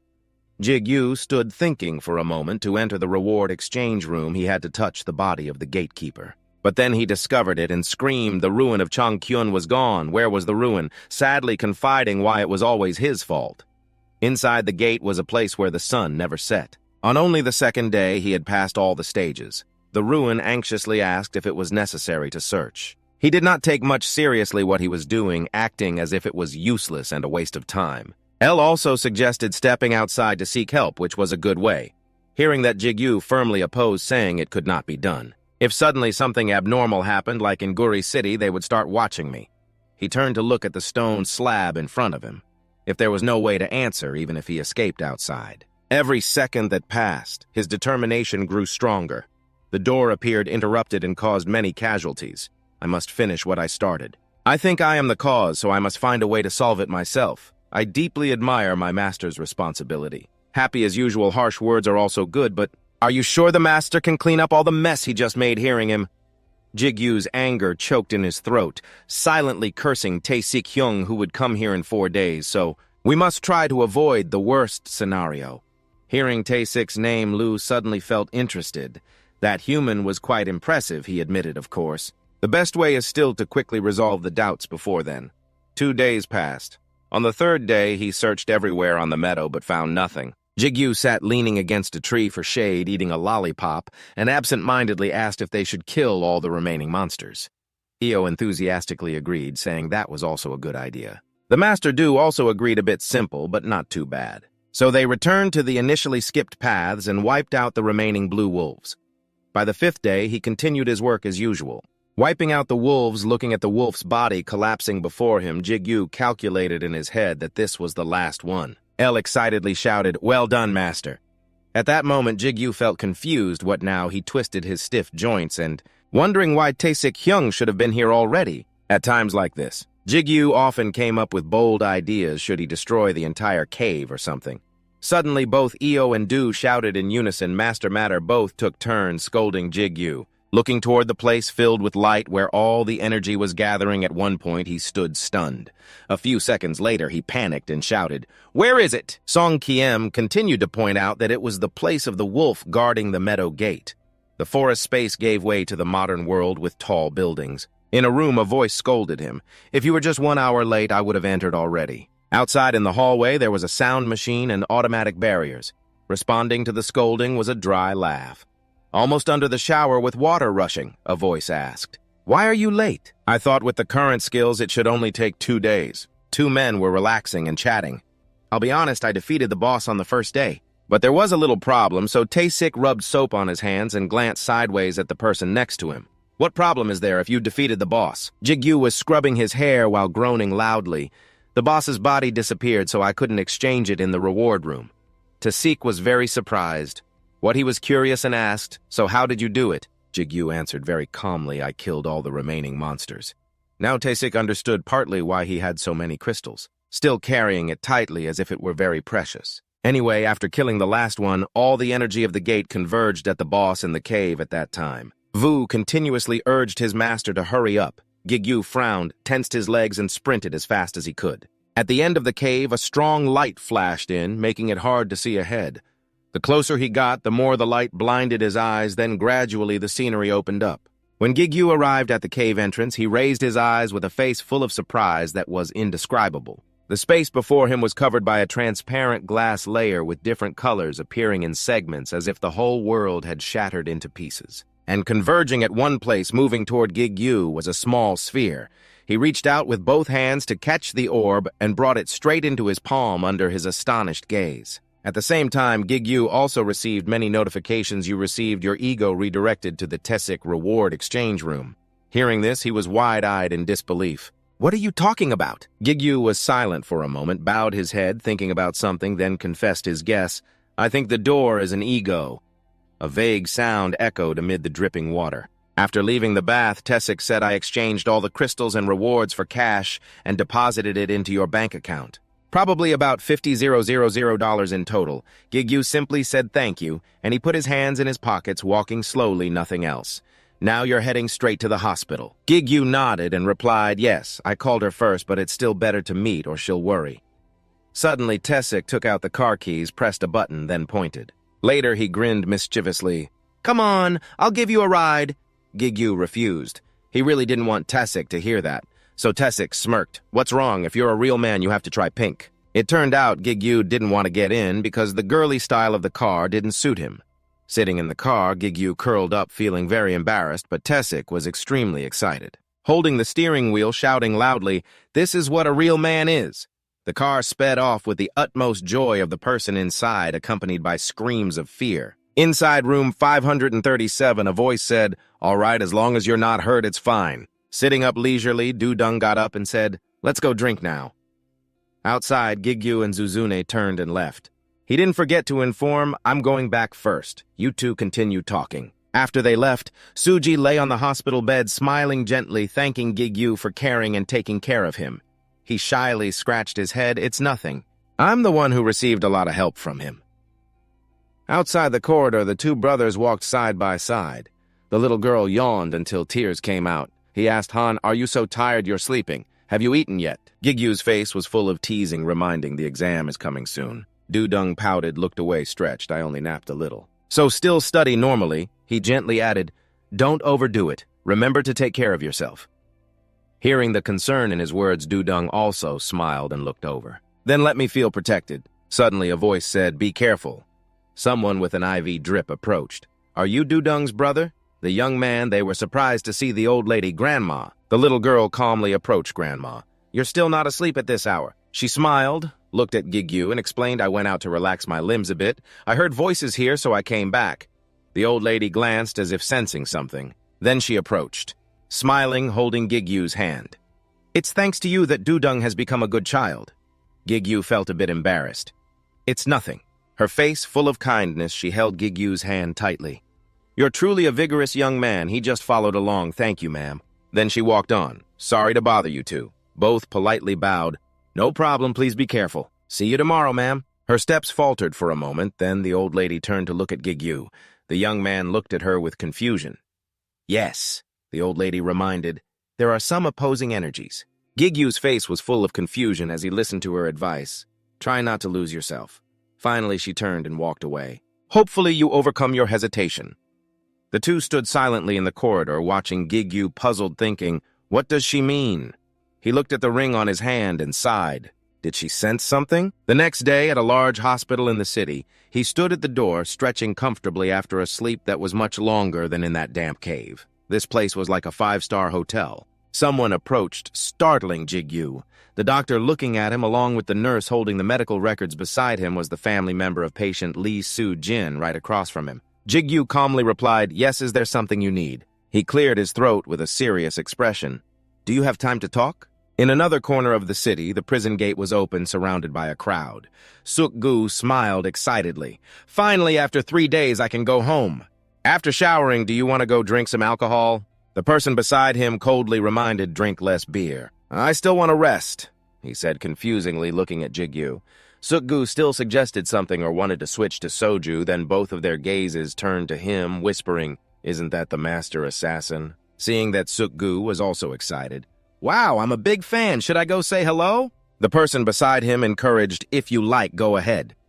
Then their eyes gradually shifted to astonishment. On the other side, Gigyu bit his lip tightly, confused by their reaction. Wow, his expression is a bit over here. He also recalled what he had heard at the hospital. The patient was currently in a very critical condition. Although she did not show it, her muscles were severely affected. Jigyu's footsteps moved forward unconsciously. Inside the hospital room, Du was slumped next to his mother. He stood outside the door, not daring to face her. The doctor's voice still echoed in his mind about the treatment. "Even with medication, it won't last much longer. No matter how carefully you care for her now, it's already too late." Currently, Gigyu entered the prison. In front of him were two demons holding weapons fiercely. The doctor confirmed there was one last problem, but they did not know the cause. His face was full of panic, stammering, "What is the problem?" He said regretfully, "Unfortunately, all we can say now is, she has at most 1 year left. At worst, 3 months. Currently, Gigyu bit his lip tightly, his eyes full of resentment, his body radiating killing intent. The monsters quickly rushed over crazily. He also charged forward to attack them with self-blame. "It's all my fault." In his mind, Gigyu thought about the door in the past and screamed that it was because he was always shy that they had to suffer. If only he had been braver before. Jigyu's body flashed past the monsters with powerful attacks, thinking, "If only I were stronger faster." Then heavy rain poured down. His body stood motionless in the rain. Seeing that, Du worriedly reminded him, but he remained unmoved. Has the master gone crazy? Does he want to die? So this is when things start to go wrong. Ao warned him to watch his words. Du comforted her, making Jigyu's hand grip the sword tighter. The master's mother's condition was very serious. "We could understand how much pain was in your heart." Currently, he could only grit his teeth helplessly. Then, on the 19th floor of the tower, the crowd turned around in astonishment at a pile of messy items tied together. They looked at Jigyu's figure and whispered, "How many bags is that? Who is that? Are those all crystal bags? Did he collect enough to use for a whole year or what? Isn't that the person? The one who hunted crazily for 2 weeks. So he's been in here all along? In just 2 weeks, he climbed from the 11th floor to the 19th. Someone approached Han, whose face was expressionless. "Hey, is it serious? Do you need help?" Seeing that the crowd gradually became cautious, "Why did they go all the way up to the 19th floor?" Their faces were full of malice and contempt. This was the Red Player regular group. The black-faced leader sneered, "Let me help carry that." Hearing this, Jigyu also opened his mouth to say something unclear. A burst of energy flashed past, surprising him. His eyes widened. Du's sword rested straight on his shoulder, carrying a suffocating aura and a cold expression. The bastard looked cautiously at the sword near his neck. Don't you know who I am? Jigyu cut him off. Shut up. His eyes seemed to contain killing intent as he stared at him, nearly saying, "Get lost. Don't even think about taking anything of mine." The legs above trembled as he shouted inside, "What the hell is this guy? He's as cold as a demon." He panicked. So scary. Jigyu thrust his weapon right at the opponent's throat and disappeared. His eyes flashed with threatening electric sparks as he growled each word, "And don't be greedy for other stuff." A man in a uniformed vest ran over from afar, shouting loudly, "Hey, what's going on over there?" The red player group immediately gritted their teeth in frustration. Damn it, the guild didn't need anyone to order them. They automatically gathered all the items and told each other to run. "I won't forget your face. Consider yourself lucky." Jigyu didn't chase after him, but stood still. Very quickly, he heard someone from the guild come to ask what was going on, and he followed reflexively. Turning his head, his lips curled down slightly and his eyes glanced cautiously. He raised his ID card and introduced himself. "My name is Seong-hoon, security staff of the 19th floor. From the Korean Player Guild, I ask for your cooperation a bit." Jigyu pointed backward and expressed his suspicion that it seemed like the red players were eyeing his bag. Seong-hoon looked at the bag almost as big as him and smiled wryly. It was so big that he understood why. Then he continued to ask if by any chance he was the player Kim Jigyu. Jigyu was taken to a cleaner and warmer room, but his face showed discomfort. What had he done that made them put a bounty on his head? By the way, the person who brought me here is named Hel Seong-hoon. The other party gave a few instructions. Please report to the team leader. He promised to give an additional reward. The person opposite him now was Tae-sik, who smiled brightly and said to Seo-hoon, "I probably have to double your salary this month already." Jigyu anxiously asked directly what he wanted.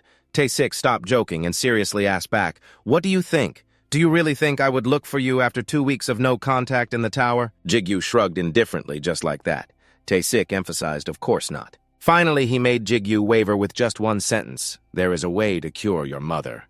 On Tae-sik's face appeared a trustworthy expression, the only way to cure an unknown disease. "You probably already know, right?" Jigyu immediately exclaimed the two words miracle drug, but then he shrank his shoulders full of insecurity. An all-powerful medicine that can cure any disease.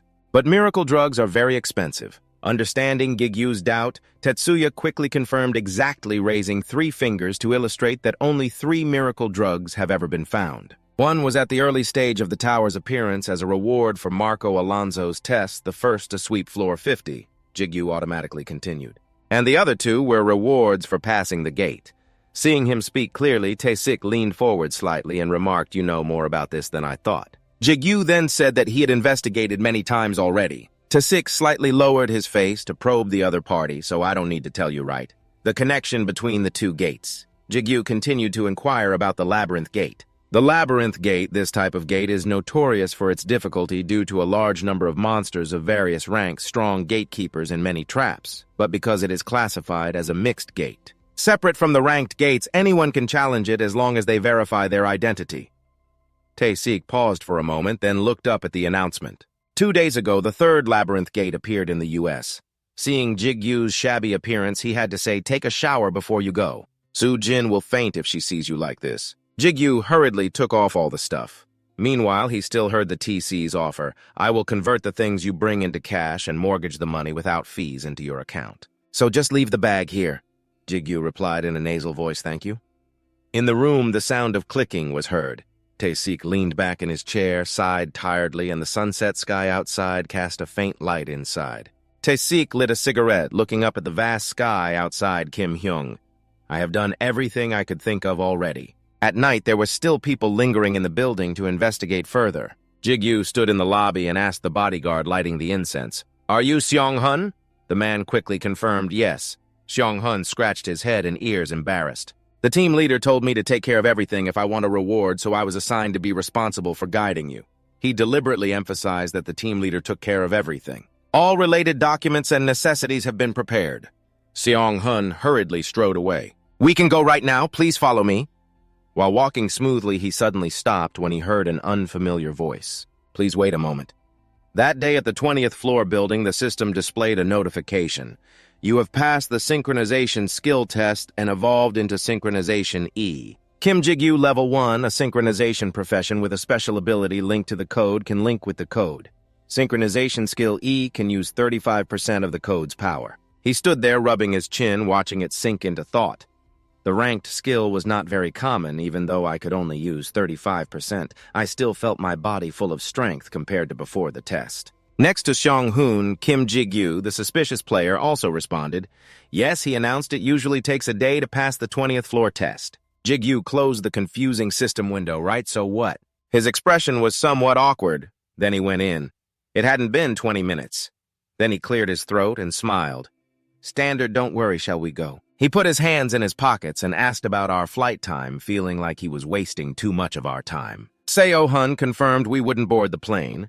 Hearing that Jigyu also widened his eyes in confusion, then he added, we will go to the 5th floor in an open area. The maze tower, although not often encountered, had players from many different countries inside due to the separated area. The tower connected to everywhere in the world. But it couldn't be denied that the tower was linked worldwide. On the 5th floor was the branch office of the Korean Hunter Association, and they stood inside the elevator. Looking out at the vast space in front of him, he was amazed and couldn't take his eyes off it. An elevator inside the building. Isn't it almost impossible to get electricity in here? How does this thing work? Next to him proudly explained it was an artifact powered by quartz, then added, you can consider this entire building an artifact. This place is that important. Jigyu smiled skeptically, looking up at them. How much quartz? The elevator dinged and he announced, we've arrived. The elevator doors opened, and what was inside surprised him. Advanced teleportation gates neatly lined up. This was the control center, the International Spatial Teleport Gates. They quickly moved in. Jigyu wondered, I never thought I'd use an International Spatial Teleport Gate.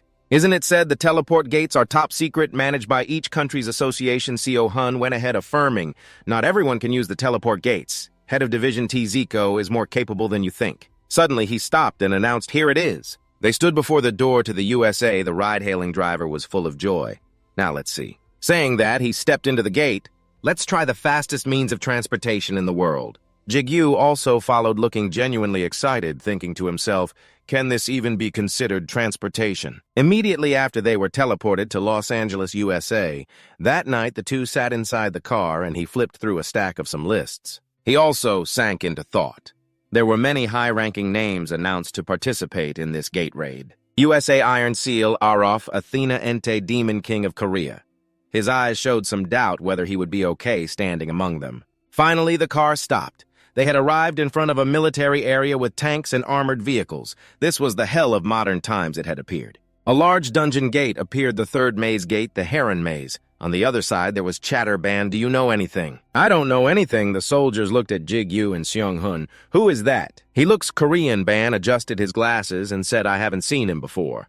Probably from the association, his eyes behind the glasses seemed to see through everything. While he was concentrating, puzzled, the person beside him also looked up and asked, what's wrong? Ban replied, he's just level 1, a rank 1, and has no special abilities.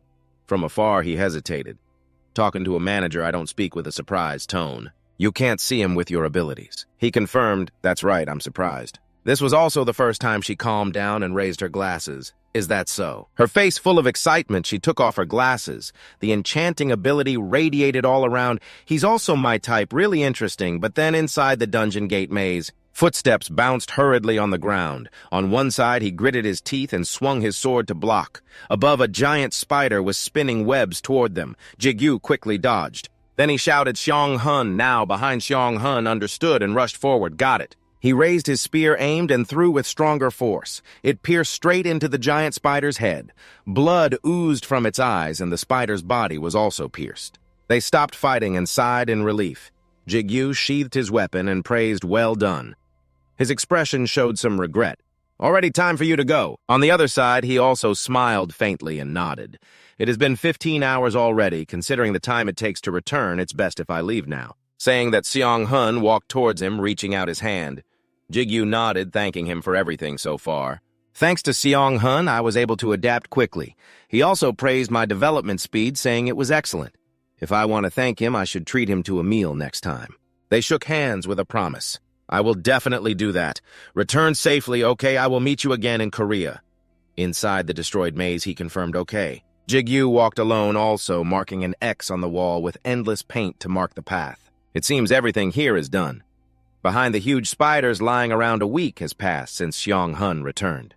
Now I can handle 3 giant spiders at once. Without difficulty, he then turned and left. But being familiar with one type of monster means becoming stagnant. His eyes showed some anticipation. If I want to get close to the boss room, strong monsters need to appear. Giguk picked up something in his hand. What is this? Previously, Xiong-hun explained this was a spool of Eric's yarn. It's an item that allows him to return to the gate entrance once. It was a gift from the head of the Texaco team, along with a message: if you encounter a monster too strong, run away. His voice still echoed in my ears. Don't save it. Nothing is more precious than your life. Jigyu pursed his lips, exclaiming, wow. I also didn't intend to use it until I got the medicine, even if I had to die. Suddenly, a scream startled him. The 2 rings on his hands also reacted quickly, manifesting immediately. He entered a state of alert, looking around with a very serious expression. Did you hear that? The voice of a girl warned suspiciously, Master, it's better not to go there. But he was determined to move forward. Even if it's a trap, checking it out won't cost anything. It could be a big threat in the future. Rue also agreed, saying it made sense. Well then, let's follow the Master's will. In a tree, Sudong was tightly tied up. Help! Jigyu peeked out and saw the girl still desperately calling for help. Someone save me! He looked confused in that direction. Too suspicious. On the other side, the girl's body was tightly wrapped by vines around the tree trunk. Jigyu was puzzled. How could such a small kid be alone in the gate? The girl was also Korean, and she looked a lot like Du-dung. Could it be an illusion from a polymorph trap? Then he imagined a whole story under the ocean. This situation reminded him of the devil-faced fish. Finally, Jigyu decided to peek out. It's best to pretend not to see anything. There are too many suspicious things. Vu smugly said, What did I say? He turned to leave. But a resentful voice rang in his ear. Mom! Jigyu froze. The voice continued. Sorry I can't pay for your hospital fees, Mom. Seeing that he gritted his teeth, worried. Master, don't tell me he despises us. Isn't that line a bit ridiculous? On the other side, Du-dung still cried bitterly, with eyes closed, Mom. Vu said even a 9-year-old wouldn't be fooled. Seeing Jigyu's hand freeze, he was also somewhat suspicious. Clearing his throat, the fool suddenly charged straight at the tree. The vines quickly got cut off and fell to the ground. Jigyu hugged the girl and rushed out. Currently, Jigyu was standing against the wall. The kid was accidentally separated from the group. Sudong sat in a corner, sobbing. Rep, why are you distracted for just a second? The girl's tears kept falling. She tightly held a water bottle. The girl's name was Sudong, and she said she had innate talent. As long as someone has talent even at 10 years old, they can become a player. But it's boring when someone underage is in the group. However, it's still worth it because not many people have innate talent. Or someone born gifted. They were reluctantly put into those teams. That's why they brought the girl to such a dangerous place. This also made him silent. Then Jigyu handed her a brown cube with a serious expression, instructing, This is a safe zone device, it's not high grade. So it only lasts for 1 day, but someone might help the kid in time. However, Sudong suddenly stood up and shouted, Uncle! He was startled too. The girl's eyes sparkled with pleading, Can you take me with you? Jigyu coldly refused no. He looked at the girl with some hesitation and reminded her, You know already, right? If you're a player, you have to take responsibility for your own life. I can't help you more than this, and I'm not old enough to be called uncle. But Sudong still did not give up, raising her head to grab his sleeve. Please, I'm quite good at supporting it, will definitely be useful. The trembling little girl was acting spoiled. I just became a player, so my level is low too. When I told them I had innate talent, Jigyu looked down at the little girl, finding it hard to refuse. Sudong's voice trembled as she followed them because they said they would give her a lot of money if she went with them. Finally, he turned his face away. Determined his goal was to sweep the gate, so he did not look back. Next, his voice was somewhat hesitant. It would definitely be very dangerous, and even though we will share the rewards. He also could not give the kid medicine if they dropped it somewhere. Sudong hesitated. Are you taking me along? The little girl let go. Jigyu also explained he was just speaking ahead of time. But if the kid is useless on the way, he will hand the kid over to that group of guests. Anyway, I am not the kid's bodyguard. Accepted, the little girl also shouted loudly, If you love me, then it's helpless. Because with support, hunting will be much easier. Definitely not because the girl said her mother was sick, or because she reminded me of Du-dung. The 2 rings on his hand glowed. Rue helplessly just like that, they were quickly targeted by a monster. Giggles stood in front and shouted, Sudong, Sudong. She also stood behind, coordinating, Yes. His feet were enhanced with muscle strength. Then Jigyu leapt forward to attack the monster's body, which was then cut into many pieces. His expression was somewhat determined, his body still lunging forward. In front, another monster stared at him, but Jigyu just needed to lightly slash once to cut its body in half. Finally, it collapsed to the ground, creating a strong tremor with dust. The system notified that Vu had absorbed the poison ant's blood, increasing poison resistance for 1 day. They had been sitting beside a stone wall for 2 weeks since meeting Su-Dung, and hunting had definitely become easier. Su-Dung reached out to receive the food. "Your cup has increased again." Jigyu also happily replied, "Congratulations." The little girl chewed excitedly. "Soon I will catch up to you." He glanced away, feeling a bit guilty. "Probably not." Jigyu's eyes looked big, seeing something. He turned around and announced, "Missed, I sensed someone." The little girl was still dazed. He hid behind the wall, quietly observing behind her. She tilted her head and saw the person behind. Jigyu was somewhat startled. That was a leader fully equipped. Behind was a crowd densely packed. He also recognized the giant guild led by a famous Iron Heaven Master. Jigyu's expression was somewhat apprehensive, hiding behind the wall. If he was a famous master, he would have sensed his presence. Finally, his eyes became determined, scrutinizing once more, deciding in his heart. "I could be attacked if mistaken for a spy, must run fast." But something shot over, causing the wall to explode. He ducked to avoid it in confusion. The smoke gradually cleared. Jigyu opened his eyes and looked forward, frowning at the thing that had just attacked him. Jigyu sat on the ground looking at the sword stuck firmly in front of him, full of fear. Meanwhile, Iron Silver still maintained his heroic posture. Seeing this, another person looked puzzled. Guild leader, why did you throw the Kallian sword?" Hearing this, the opponent immediately looked at the giant sword in the distance and replied, "Nothing, I must have been mistaken." Deep in the deserted mountain crevice, 2 people, a man and a woman, were breathing heavily and exhausted. Su-Dung showed a weary face. "Why are we running? We didn't do anything wrong." Jigyu was kneeling on the ground, taking something from his bag. "We did do something wrong. If we met them normally, it would be different, but we were following them. Following can lead to sudden attacks, so players are forbidden to do that." While speaking, he handed a water bottle to the other person to continue. "But rarely does anyone suddenly attack like that. Here, drink this." "Thank you. The big guild has many enemies anyway." At this time, the backpack's mouth was still wide open. After a while, Su-Dung sat cross-legged, pressing close to the person, asking, "So what do we do now? Do we need to take a longer route to avoid them?" Immediately, Jigyu seriously replied, "No, we will keep our distance and follow them." He half closed his eyes slightly, tilting his head to one side, thinking, "Think differently, it will be better. If we go the same way as an experienced group, it's likely we are on the right path." As soon as he finished speaking, Su-Dung widened his eyes and replied, "I understand." The scene shifted to a ruined city wall with a red-painted circular symbol. At this moment, Jigyu immediately turned his head back. "See? There are also marks here because the Ironstone Guild has killed all the monsters. I don't have to fight anymore, and there is no danger from traps, which is quite convenient for us. You open your eyes wide and observe now. I just need to find the boss room first, Su-Dung." When he didn't see the other person, Jigyu was a bit confused. Where did the girl go? He stood still, staring in one direction, still holding tightly onto the long sword. Something was coming from somewhere. A warning voice rang out, "Dodge, you fool, dodge, the master is behind you." Iron Seal looked at Jigyu with stunned eyes. "Found you, you bastard!" At that moment, he glanced back, and immediately a hand stretched out and slapped Jigyu's face. His face was pressed tightly against the stone wall. I couldn't do anything. Jigyu gradually lost consciousness and fainted. Scene changed. A slap landed on his cheek along with a shouting voice. One side of Jigyu's face was scratched. He glanced at the person speaking. Finally, he opened his mouth but still didn't say a word. Then Jigyu's hair was grabbed. Iron Seal brought his face close to Jigyu's. "Who hired you, you damn spy?"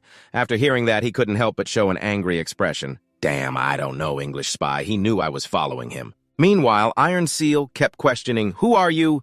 How did you deceive my senses? If you're honest, I'll kill you without pain." As soon as he finished speaking, Jigyu suddenly shouted loudly, "Kill!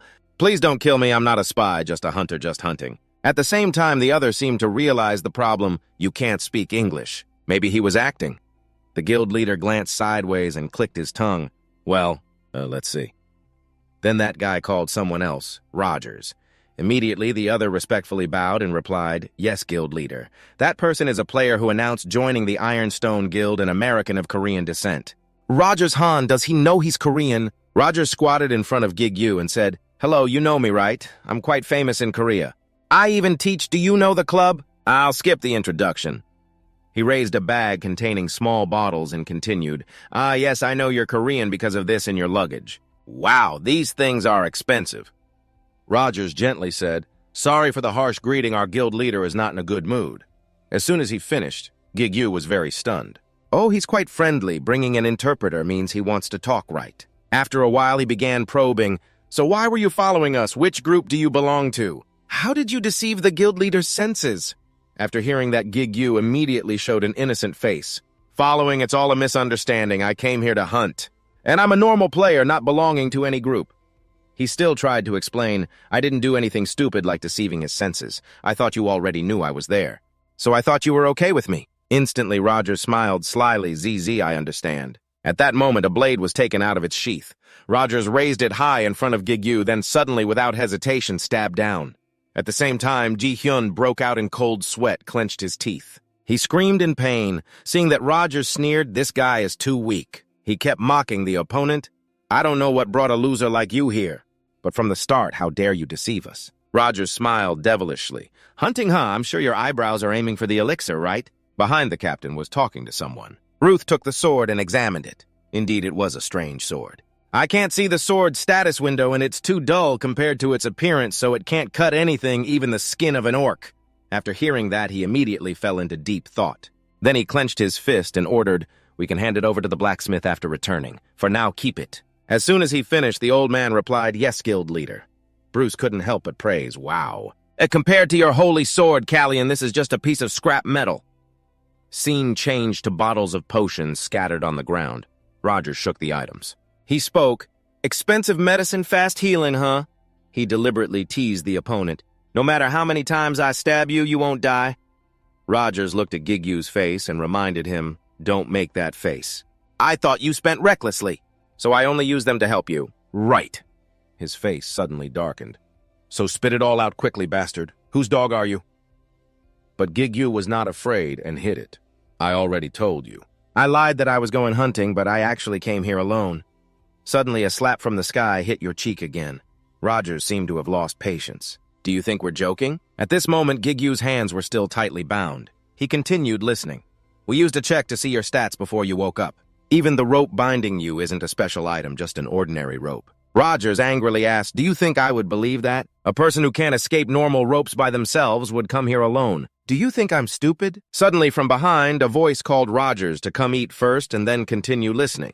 Rogers' eyebrows furrowed slightly as he struck Gig-yu's stomach again. Rogers left while reminding, "You'd better not pretend, smart guy." Meanwhile, Gig-yu kept trembling, unsatisfied with himself. He repeatedly told himself many times that he realized he still lacked a lot after fighting Tessik. He leaned against the stone wall, having successfully conquered the maze, a challenge he had almost 0% chance of passing. Even knowing it was impossible, he couldn't give up the thought that maybe he could do it. A rope was tied around his hands, but all he trusted were a few borrowed powers. They only needed to take away his weapon. At this moment, Gig-yu was alone in the meadow, and I will become useless like this. In the distance, someone's hand curved to form binoculars. A blonde-haired woman lowered her gaze and said, "Estimated distance 2 kilometers high, chance we will scout near the checkpoint for a while." She slightly turned her head back, asking what she would do, but the masked person remained silent. Gig-yu, full of wounds, bowed his head. Hands and toes cut 27 times, bones broken, 63 times punctures and cuts 121 times, and tortured about 200 times. On the ground lay countless empty medicine bottles scattered around where he was imprisoned for 4 days since being captured by the Iron Seal Guild. Iron Seal stood with one hand on his hip, stubborn indeed. If he were more talented, I might have recruited him already. Gig-yu just bowed his head silently. Seeing this, Iron Seal immediately called his group to bring this guy's sword here. This made the other person a bit confused, both of them. Immediately, Iron Seal quickly replied, "All right then." Looking at the battered guy below, he said, "I intended to melt them down and recycle, but I changed my mind. Someone like him deserves my sincerity. I will personally kill you with your own sword." Iron Seal glanced at his opponent. "Your grieving soldiers will be your grave. When you are buried with the gate, it will go down in history as a rather rank D death for a player, huh?" At the same time, still gripping the sharp sword hilt, Iron Seal put on a cold expression. "I will send you off quickly. After saying that, his sword immediately slashed toward Gigyu's torso. He stood with legs shoulder-width apart, ready to stab. Meanwhile, Gigyu remained motionless. Around him appeared countless red lightning bolts linked to his re-established ego. The rope binding his hands snapped.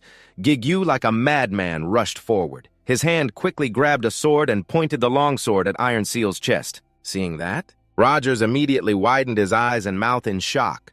Others became extremely angry.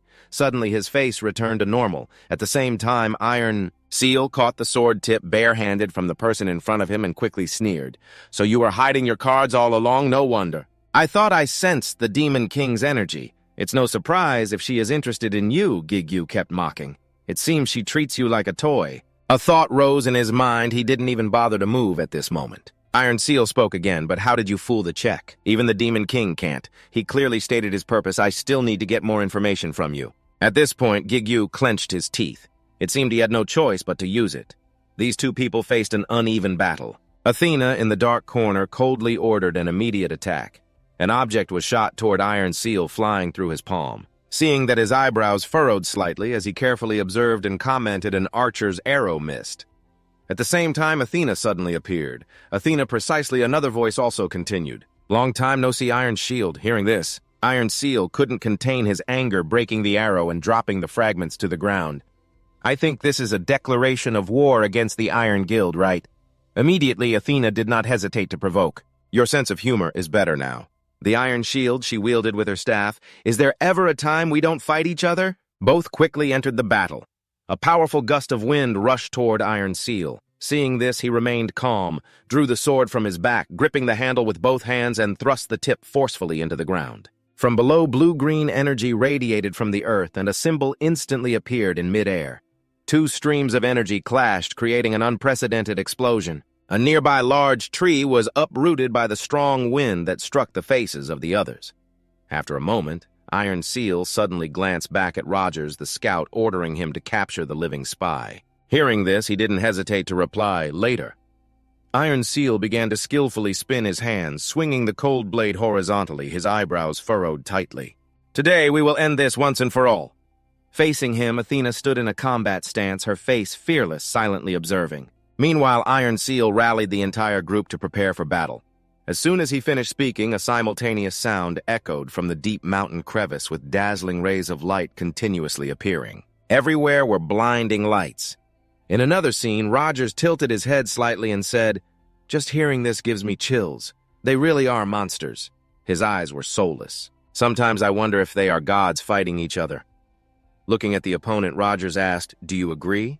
At this moment, he was still alone, seemingly saying, "You can only stand there. The guild leader told me to let you live, but he raised his sword in front of me. It wouldn't be surprising if I said I accidentally killed him while he was dying," he said. Rogers suddenly disappeared into thin air, then abruptly appeared beside Zigeye. "I can't let you live after you know my true face." Rogers fiercely swung his sword forward, a slash nearly cutting Zigeye's neck. This scene made Gigyu fearful. Suddenly, he shouted loudly and counterattacked. Seeing this, Rogers still didn't understand. He aggressively charged at the opponent. Brownheart retaliated with the damage received. He clenched his teeth in horror at the final blow. Then a huge explosion occurred immediately after. After a while, the scene returned to normal. Rogers lay sprawled on the ground, trembling uncontrollably. Opposite him, Gigyu gently wiped the corner of his mouth, breathing heavily. Grand Blue had reached its limit. Grand Blue was breaking apart. Gigyu held the sword in his hand, looking disheveled. An announcement sounded, "Grand Blue has reached its limit." Black blood spread, soaking Grand Blue's clothing as it shattered. Gigyu stepped toward the person lying on the ground, then slowly raised his sword, preparing to stab down. Seeing this, Rogers showed a stunned expression and said, wait. He kept trembling and groaning, "Forgive me." However, Jigyu's eyes darkened, and he did not hesitate. He stabbed the sword into the opponent's body coldly. Rogers' face showed pain, eyes rolled back, mouth spewed blood. His weary groans echoed in the air. At this moment, Gigyu finally bowed his head, rolling onto the green grass, eyes half closed. Because he had Ru, the damage level was not too severe. Almost touching Iron Seal now. But reflex power is terrifying. I can't stop the bleeding anymore. Jigyu's face slightly grimaced. This is the limit. Suddenly, a voice hurriedly asked, "Oppa, are you okay?" Before him was the pitch-black figure of the girl who kept calling Oba. Seeing this, he stammered dudung, not understanding if she understood, then explained. What are you talking about? Oba, I'm Sudung. Jigyu's eyes became soulless. Opposite him, the other suddenly smirked.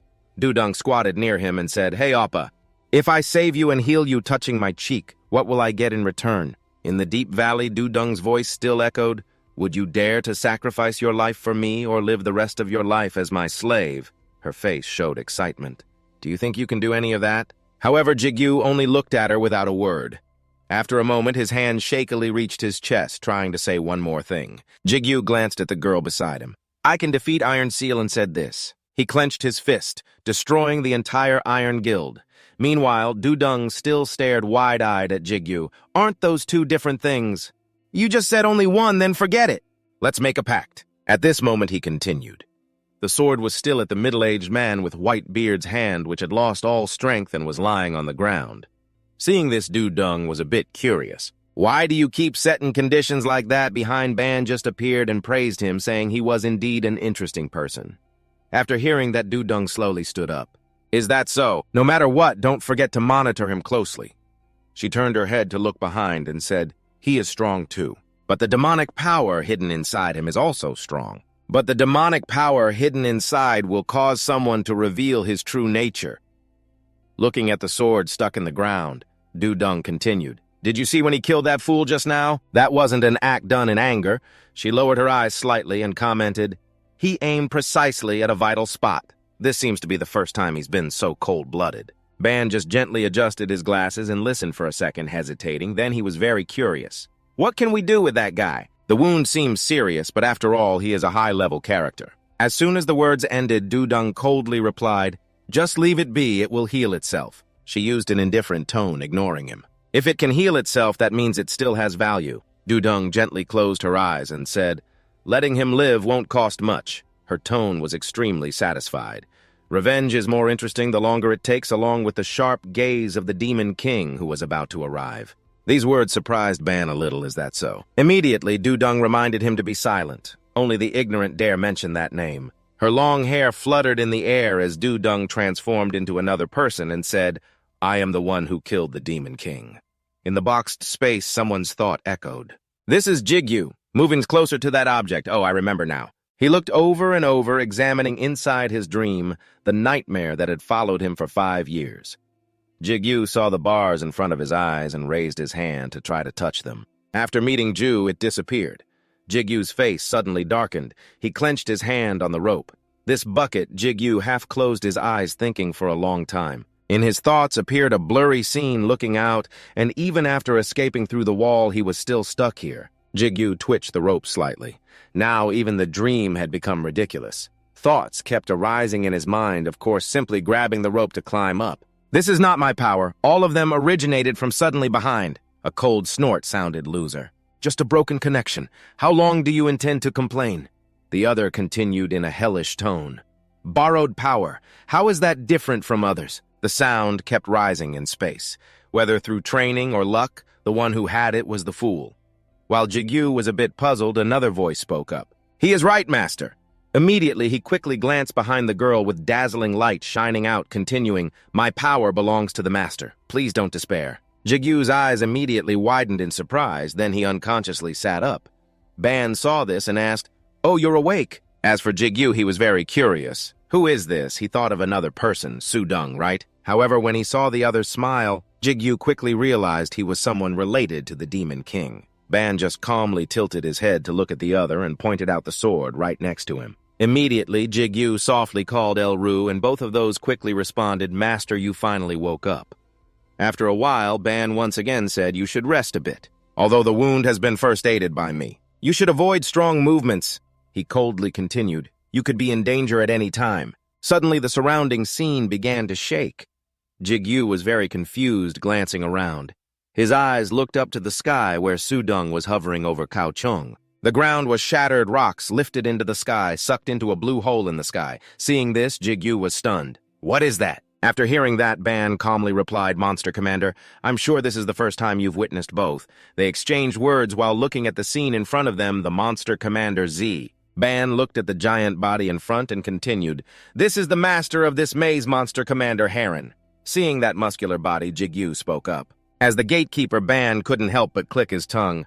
Well, not wrong. It was a bit confusing behind him, and he immediately pondered that he would have to fight this thing. Hertzone approached the place where Sudong was using a large flame surrounding it. Seeing this, Sujung's eyes became even more sinister. It seemed he had transmitted energy into Heron's eyes. At this moment, it looked even more spirited. The power surged elsewhere. Jigyu could only widen his eyes and couldn't help but ask sharply, "How the hell did the gate do that?" Ban immediately replied, "Here. Just a little glance and it could kill you." He clenched his hand tightly beside me. Blood continuously poured out from inside and dripped down. A drop of blood soaked into the ground. Instantly, a sinister black-red circle appeared around Ban. A strong gust of wind appeared and blew fiercely. Seeing this, Jigyu was very confused. "This is a barrier." Just as he finished speaking, Ban remained calm. "That's right, looks like you're not completely stupid." Behind the thick smoke and swirling wind was Heron's tall figure. Dark energy continuously rose as a legion from the underworld immediately advanced. The birds flapped their wings and flew into the sky. Sudong slightly furrowed her brows and smirked. Meanwhile, the monsters were still approaching her, and her whole body emitted a strong light. Immediately, all those monsters exploded into pieces. That was the exclusive skill with the beautiful name Inferno. At this moment, another wave of beasts charged to attack. A sudden flash of light bound the eyes, and at the same time, a giant sword instantly appeared. Sudong stood behind, slightly curling her lips in satisfaction. Jigyu's eyes widened, mouth agape in astonishment. Around the sword suddenly appeared an evil purple aura.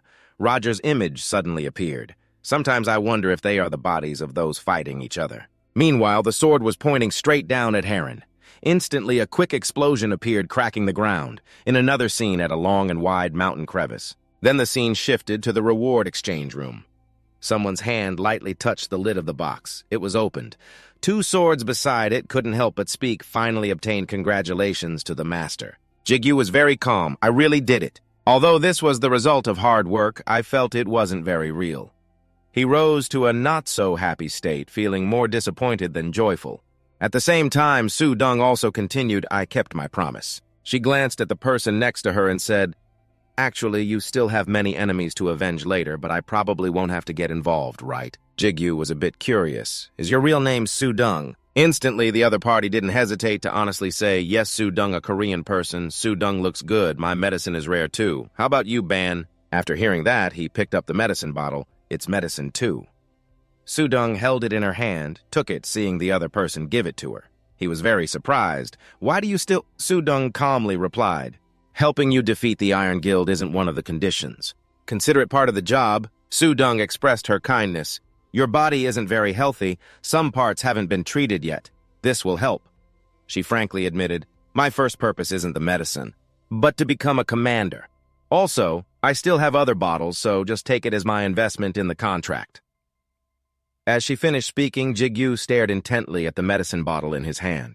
"I didn't expect she could give it away. The thing I've struggled so hard to get all this time. So easily." His hand clenched tightly, not letting go. "I can't keep dependent on others forever. I need to grow up more. I don't know why, but I feel if I accept this, I'll be talked about endlessly." Suddenly, a voice unexpectedly rang out. "Glad the master finally understands the matter?"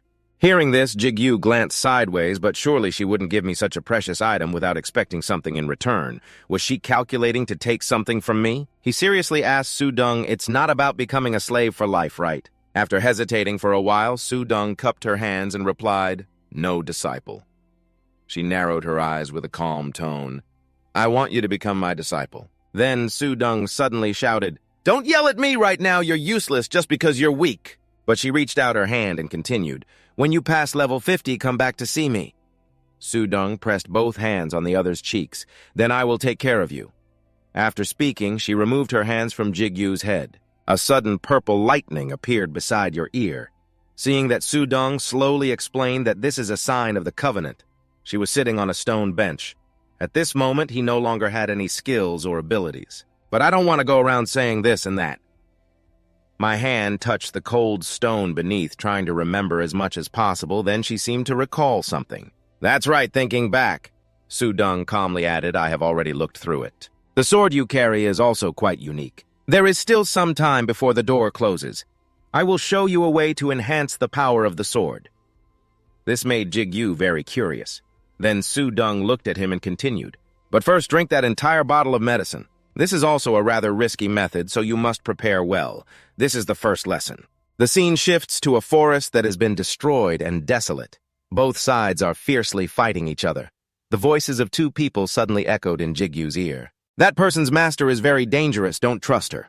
The master lost control and lost your sword." Jigyu was very trembling, wondering what to do now. In front of Jigyu was Iron Seal, who was covering the eyes of a girl. Both sides said nothing to each other for a while. Then Iron Seal coldly spoke. "This is the work of you damn people. I didn't expect she would dare to snatch the boss while we were distracted." Immediately, Su-Dung put both hands into the coat pockets and said, "I was never one of you anyway. Whoever comes first eats first." She raised her fist high, cheering, "Come on, disciple, hurry up and apply the method I told you." Could this person be a demon? Suddenly, someone called out, "Hey, Iron Seal!" Jigyu raised his sword mouth agape, shouting, "I will kill you!" This action made Iron Seal a bit confused. He smiled a deadly smile, seeing that Jigyu suddenly hesitated, wondering if he should attack. Meanwhile, a spark flashed. Iron Seal quickly ran to Ziggy's side, his face darkened. "You've changed, you've become that woman's man. It's always been like this, hasn't it?" The sword was swung in front of him. "All right, then. It doesn't really matter. Anyway, you will die under my sword." Iron Seal's face darkened as he swung his hand forward. "You've changed, you've become that demon's subordinate." He clicked his tongue sarcastically. "Well, it doesn't matter. No matter what, I will kill you here." Scene shifts. Jigyu is drinking a bottle of medicine with purple liquid. He focused and drank it all. Suddenly, the system notification appeared. Rebuilding Gigyu's entire body foundation, there is a transformation. His eyes widened, sweat continuously dripping. On the other side, Su-Dung and Bon silently observed. After a while, Jigyu commented, "Not much has changed. My physical condition is just a little better." Immediately, Su-Dung sighed and laughed, of course. "What changed is your ability and latent strength." She went straight to the point. "The temporary changes in your body will be very small." Hearing this, Jigyu couldn't help but furrow his brows. Such a small difference. It can determine whether a player lives or dies. The most notable temporary change is the pupil. Glancing sideways, observing the movement of hands and feet, they are also faster and more reflexive. Jigyu tightly held the sword in his hand, looking at the gray smoke before him, saying simply that his perception ability has increased. Jigyu opened his mouth, trying to catch his breath. I dodged it. Countless images appeared one after another in his mind movements that were new to him. Now he could see them bit by bit. Meanwhile, Su-Dung stood silently with arms crossed. "Congratulations, you have taken another step toward becoming a high-ranking master." In the quiet space, Jigyu pondered just as the Demon King said.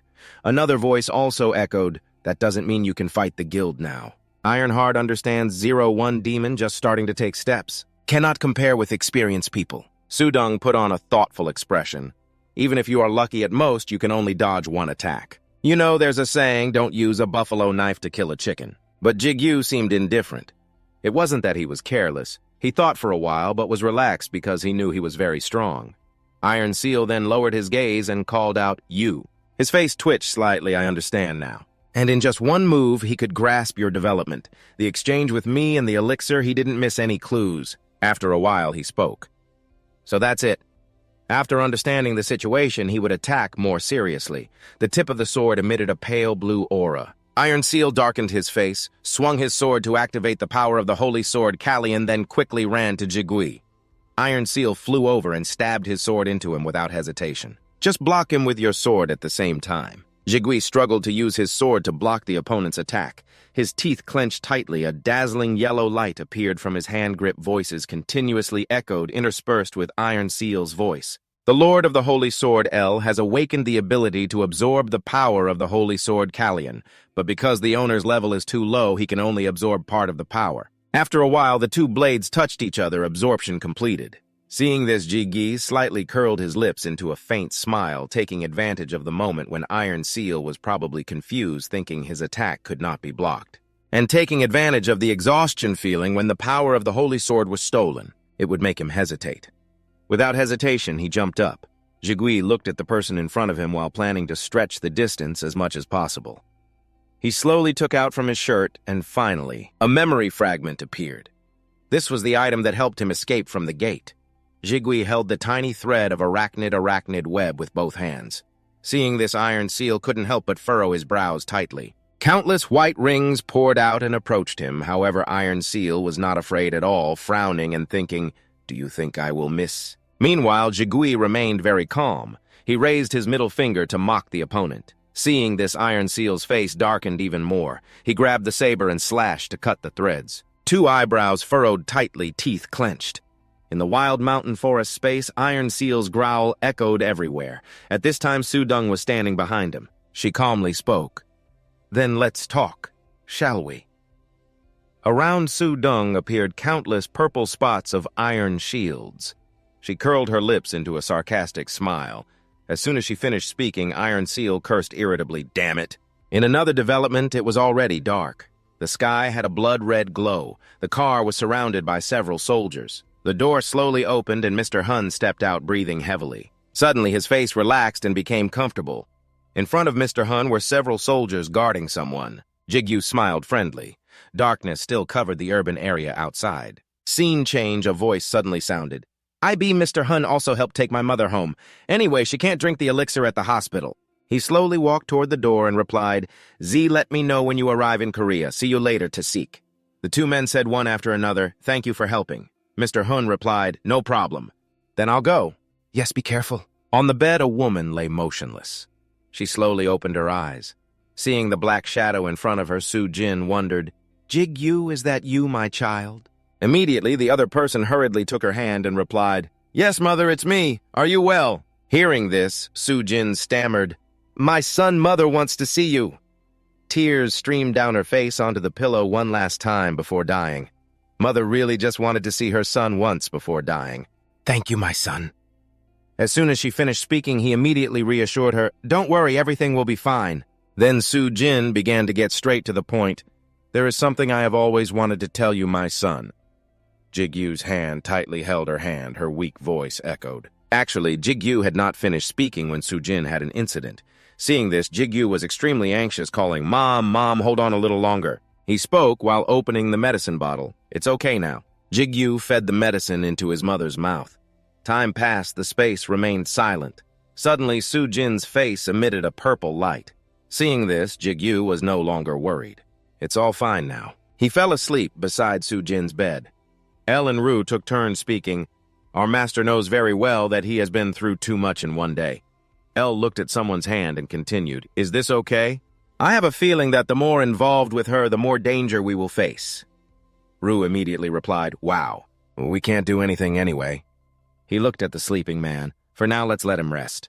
The night was covered by a silent atmosphere under the bright yellow streetlights. In the distance, the sound of vibrations rang out intermittently, breaking the silence, persistent and continuous. In the middle of a crowded street, Du-Dung, with a cold face, held his phone close to his ear, his steps slow, gradually passing through the crowd just as the operator's voice came out. "The subscriber you have dialed is temporarily unavailable." Then she immediately hung up, grinding her teeth in anger. On the screen, the conversation showed no reply from her brother. Du-Dung clenched his phone tightly, so upset that he trembled. "After disappearing without a trace for a whole month, he only sent me one message. He didn't even bother to answer my calls." Thinking about this, Du-Dung's steps quickly became hurried. "Enough, I'm ready to get scolded when I get home." Just wait a few minutes later at the apartment complex, the night sky was as dark as ink, occasionally sparkling with a few small stars. The air was so quiet that you could hear the wind whistle softly. At that moment, the door was suddenly pushed open roughly. Du-Dung angrily shouted, "Oppa, are you kidding me? You told me to go home but didn't even answer my calls. Why I even had to skip my extra classes." Her eyes rolled back as if frustrated to the point of helplessness. "Do you know how worried Mom was?" At that moment, a gentle voice suddenly echoed from inside. "Is that you, dear?" Du-Dung didn't answer immediately but hurried straight inside. The woman opposite her lovingly asked, "Appa, is the baby sleeping in the room? He must be very hungry, right? How was school today?" Upon seeing her, Du-Dung's eyes instantly reddened, her gaze wet and trembling. "Mom!" Then her face flushed with embarrassment. "Who is Mom?" A moment later, the sound of a boiling soup pot was clearly heard. White smoke rose, carrying the sweet aroma of spicy seasoning that spread throughout the small house. Jigyu, lying in the bedroom, was awakened by the sound. Chirping sounds made him wake up. "So, Appa, then what happened?" He drowsily sat up as the yellow light shone inside, creating a cozy scene. Outside, the voice continued. Then what? No way, really, he mumbled. He smelled the familiar scent of his mother's soybean soup.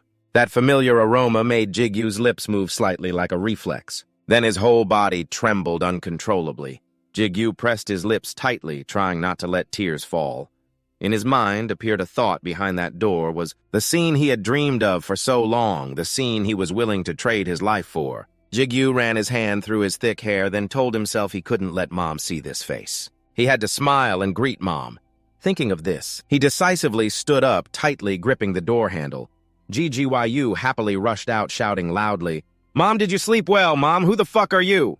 At that moment, Sujin had completely transformed. Her face was youthful and full of vitality. "You're up already?" Sujin slowly placed the soup pot on the table, then urged, "Dinner's ready, come sit here." Seeing his brother's expression, Dudung laughed. He was even more surprised than me. More stars gradually appeared in the sky after dinner, while the bowls and chopsticks were still scattered by the sink. Then Dudu hesitantly spoke up. Meanwhile, the TV was still broadcasting news reports. She continued. She entered the gate mentioned in the news, defeating all those elite people. Dudung propped his chin, curiously questioning. "Did you get the elixir and give it to Mom to recover?" Jigyu shyly said, not expecting this to happen. The three of them sat together at the familiar small table. Everything remained unchanged except for Sujin's new appearance. Dudung held his head in frustration, not knowing whether to be surprised, happy, or scared. He had just cried a lot earlier. Then she quietly pleaded, "I want the elixir too." He immediately refused. "That's too much." At that moment, Sujin suddenly patted her son's shoulder and called Jigyu. She smiled affectionately at him. "You've worked hard for Mom, haven't you? I'm sorry, son." Jigyu laughed lightly, as if everything had never been a burden. "It's nothing, Mom. It's not that hard." Then the night suddenly became livelier with continuous laughter coming from the small house. Jigyu happily teased Mom's son is so good. "Don't you know?" Sujin pretended to be surprised. "Oh, really?" In the blink of an eye, it was early morning. White clouds gently floated in front of the building. Sujin's cheerful voice kept ringing out. "It's been a while since you came to visit. Stay and have dinner with us." Tasik shyly blushed on both cheeks and politely declined, "No, thank you. I need to talk privately with Jigyu, but thank you for inviting me." Sujin reached out to take the gift box, repeatedly thanking him. "Remember to come by soon." "I need to talk privately with Jigyu, but thank you for inviting me." Sujin reached out to take the gift box, repeatedly thanking and recalling to visit soon. "I'm very grateful to you for taking care of my son." Tae-sik laughed out loud. "It's nothing. See you next time, ma'am." His unusual expression at that moment made Jigyu unable to look away, his gaze fixed on every small movement as if he had figured something out. A while later at a barbecue restaurant, the aroma from the charred meat continuously spread inside. Amid the noisy chatter of everyone, Tae-sik tilted his head and loudly ordered, "4 servings of pork belly and a bottle of soju, please." The staff immediately shouted, "Coming right up." While waiting for the food, he calmly poured water into a glass. Jigyu wondered, "It's still daytime and you're already drinking." Teshi casually replied, "Why not drink now? We have more than enough reason to celebrate." His eyes brightened as he changed the subject. "Tell me, how did you get the elixir?" Tasik sipped water while explaining, "I had to hold back a lot not to ask you over the phone." However, faced with his question, Jigyu slowly began speaking, and his next words immediately made Tae-sik spit out all the water. "Are you interested in my mother?" The people in the restaurant heard the noise and turned their heads to eavesdrop. At that moment, he trembled, uncontrollably speechless. What did you say?" Jigyu kindly reminded him, and his face turned bright red. He reached for a tissue and pointed to his feet. "I've been suspicious for a while now." Jigyu calmly wiped his wet face. "I know you often take care of my mother when I'm not around, and I know it's definitely not because she's getting younger. Although today you're more obvious than usual, I still support you too. Feel free to speak up. If my mother ends up with someone like you, my father wouldn't mind either." At that moment, the restaurant owner brought the dishes over. Tae-sik hastily cleared his throat. "Ahem." Thin smoke began to rise from the kitchen, and he quickly changed the subject. "Anyway, back to what we were talking about, the elixir." Jigyu reached for some meat from the grill as they continued discussing it. "Did you bring a soundproof barrier generator?" Tasik asked curiously. I have it in the car, but why?" He sighed, complaining about a long and complicated story. The sound of meat sizzling lightly on the grill with fat dripping onto the red coals crackled, mixing with the rising white smoke and the story being told at the table. After understanding the whole situation, Tasik immediately became furious. "What, those damn dogs dared to do that?" He lost his temper, stood up and shouted, "Give me the address so I can feed them some naked chicken." Jigyu nervously raised his hand to stop him. Calm down, you're holding a bottle of soju. Oh, what are you going to do? Then he rested his chin on his hand and sighed deeply. Thanks for standing up for me, but there's no need to get so angry. I'll defeat them myself. Clenching his fists in anger, he cursed the damn Iron Gill gang. Tae-sik seriously reminded his juniors, revenge must come from the heart. He hurriedly grabbed a piece of meat from the grill and then stood up again. Only with a sincere heart can one uphold the way. Eat your meat. Jigyu shyly waved his hand. What are you talking about? Suddenly he remembered something else. Speaking of revenge, he still had another debt to repay. Jigyu loudly asked, how's the guardian beast on the 4th floor? Tae-sik slowly recounted that a C-rank tamer team had just been sent out yesterday. His face gradually flushed pink from the alcohol. There are 37 people in total, 70% of whom are C-rank players. That manpower is enough to take down a guardian beast on the 30th floor. So they should be about to report success. He sighed sadly. What a pity. I was planning to relieve some stress and get some exercise. Scene shifts to a dark forest where hurried footsteps and heavy breathing continuously echoed in the silent space. The man kept gasping, I have to report to the association. He tightly held his arm, half lost, saying the entire C-rank tamer team was suddenly ambushed by a giant monster approaching. The man's eyes lit up like a predator's. However, he was still unaware and muttered, they've all been wiped out. Suddenly, a piercing scream of pain and agony echoed, shaking the once quiet forest. Meanwhile, outside Jigyu's house, inside a black car, a conversation was heard. Our priority now is to check the condition of you and your mother after drinking. This elixir isn't something that can be handled at a regular hospital, Mr. Hun said as he operated a tablet, reassuring, but don't worry too much. TXO will take care of this for you. He also announced that he had given half of the reward from the Kim Stone and the elixir to the head of the department as requested. Mr. Hun smiled as he tilted his head. He almost fainted upon hearing the news, but told the man it was his wish, so he would no longer owe him anything, and he accepted it reluctantly. At that moment, Xiong-hoon reached out to smooth the report to take a look. After paying taxes and some miscellaneous fees, there was still about 20,000,000 left. He then mentioned another matter regarding his desire to move with his family to a new house. I have researched a few places north of the Han River, pulling out a tablet displaying the map as per your family's request. I have narrowed down the options, so you just need to make a decision. Do you have any questions? Jigyu looked away for a long moment, his lips moving silently without speaking. At this point, he shook his head no. I understand. But why are you still choosing the house we will move to now? Seo Hun was surprised and asked, is that all? He tapped something on his phone screen, then explained, following the instructions of Team Leader T, starting today, I will be Seo Hun's personal assistant, showing his phone number. His voice was very cooperative, looking forward to working with you.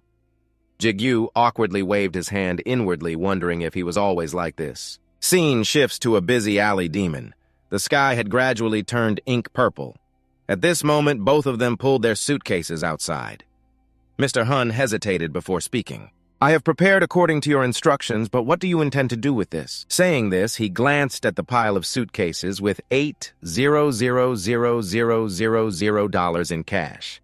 Jigyu bowed his head and explained some equipment I bought was destroyed, so I will repay the debt and buy some new gear. Seo Hun was horrified and asked exactly how much was hit. The next words from him were like a thunderclap, $3.5 million. He gaped in shock. A voice in Jigyu's head sighed, recalling that old man was crazy enough to not hesitate to owe $3.5 million. But I must be crazy too to accept without thinking. Ji-chun calmly announced that item cost $3.5 million, sir. He looked again, not knowing what he was thinking, even though he managed in the end. Scene shifts to Ji-chun's house. The back door was slightly ajar, smoke from the furnace spreading thickly.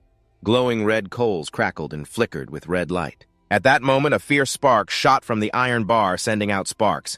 Ji-chun continuously swung the hammer with decisive blows, the sound of metal clashing, ringing sharply through the smoky air. Min-soo, circling around the forge from outside, suddenly ran in. Sir, we have guests. The weapons neatly hung on the wall. Ji-chun gently replied, Guess, huh? Xiong-hun turned toward the stairs and instructed, I will wait upstairs. Ji-gyu nodded and thanked him. At that moment, Ji-chun called out from afar, It's you, sir. He slowly stepped forward. Just a few months and you don't recognize me anymore. Ji-gu smiled as well. Hello, sir, he said, calmly approaching to ask how he was doing. Ji-chun nodded and replied, Of course, I also received the money you sent through the association. He teasingly raised his hand, though a bit lacking. Ji-gil shyly scratched his head. I'm sorry. Ji-chun smiled. I was just joking. Anyone who looks at the accompanying letter knows basically it's a will. He raised his head and continued honestly. I didn't think you would still be alive to come back. I was going to treat it as condolence money for you and erase the debt. GGYU laughed and said I came to pay the rest. Is that so? Ji-chun calmly said, if you insist, I will gladly accept it. At that moment, his gaze suddenly grew serious, fixating on the thin coat GGYU wore. Ji-chun vaguely asked, Gran Hurt is dead. You calmly admitted Z saved my life. Then the other's words made Ji-chun ponder for a long time. A few minutes later, he raised his eyes and said, wow, that's what it had to do, so I have no reason to be sad. But the life of an armor is still quite sad. Night gradually fell over the small alley, gentle moonlight illuminating the whole sky. Ji-chun's calm voice echoed, will you tell me about its last moments?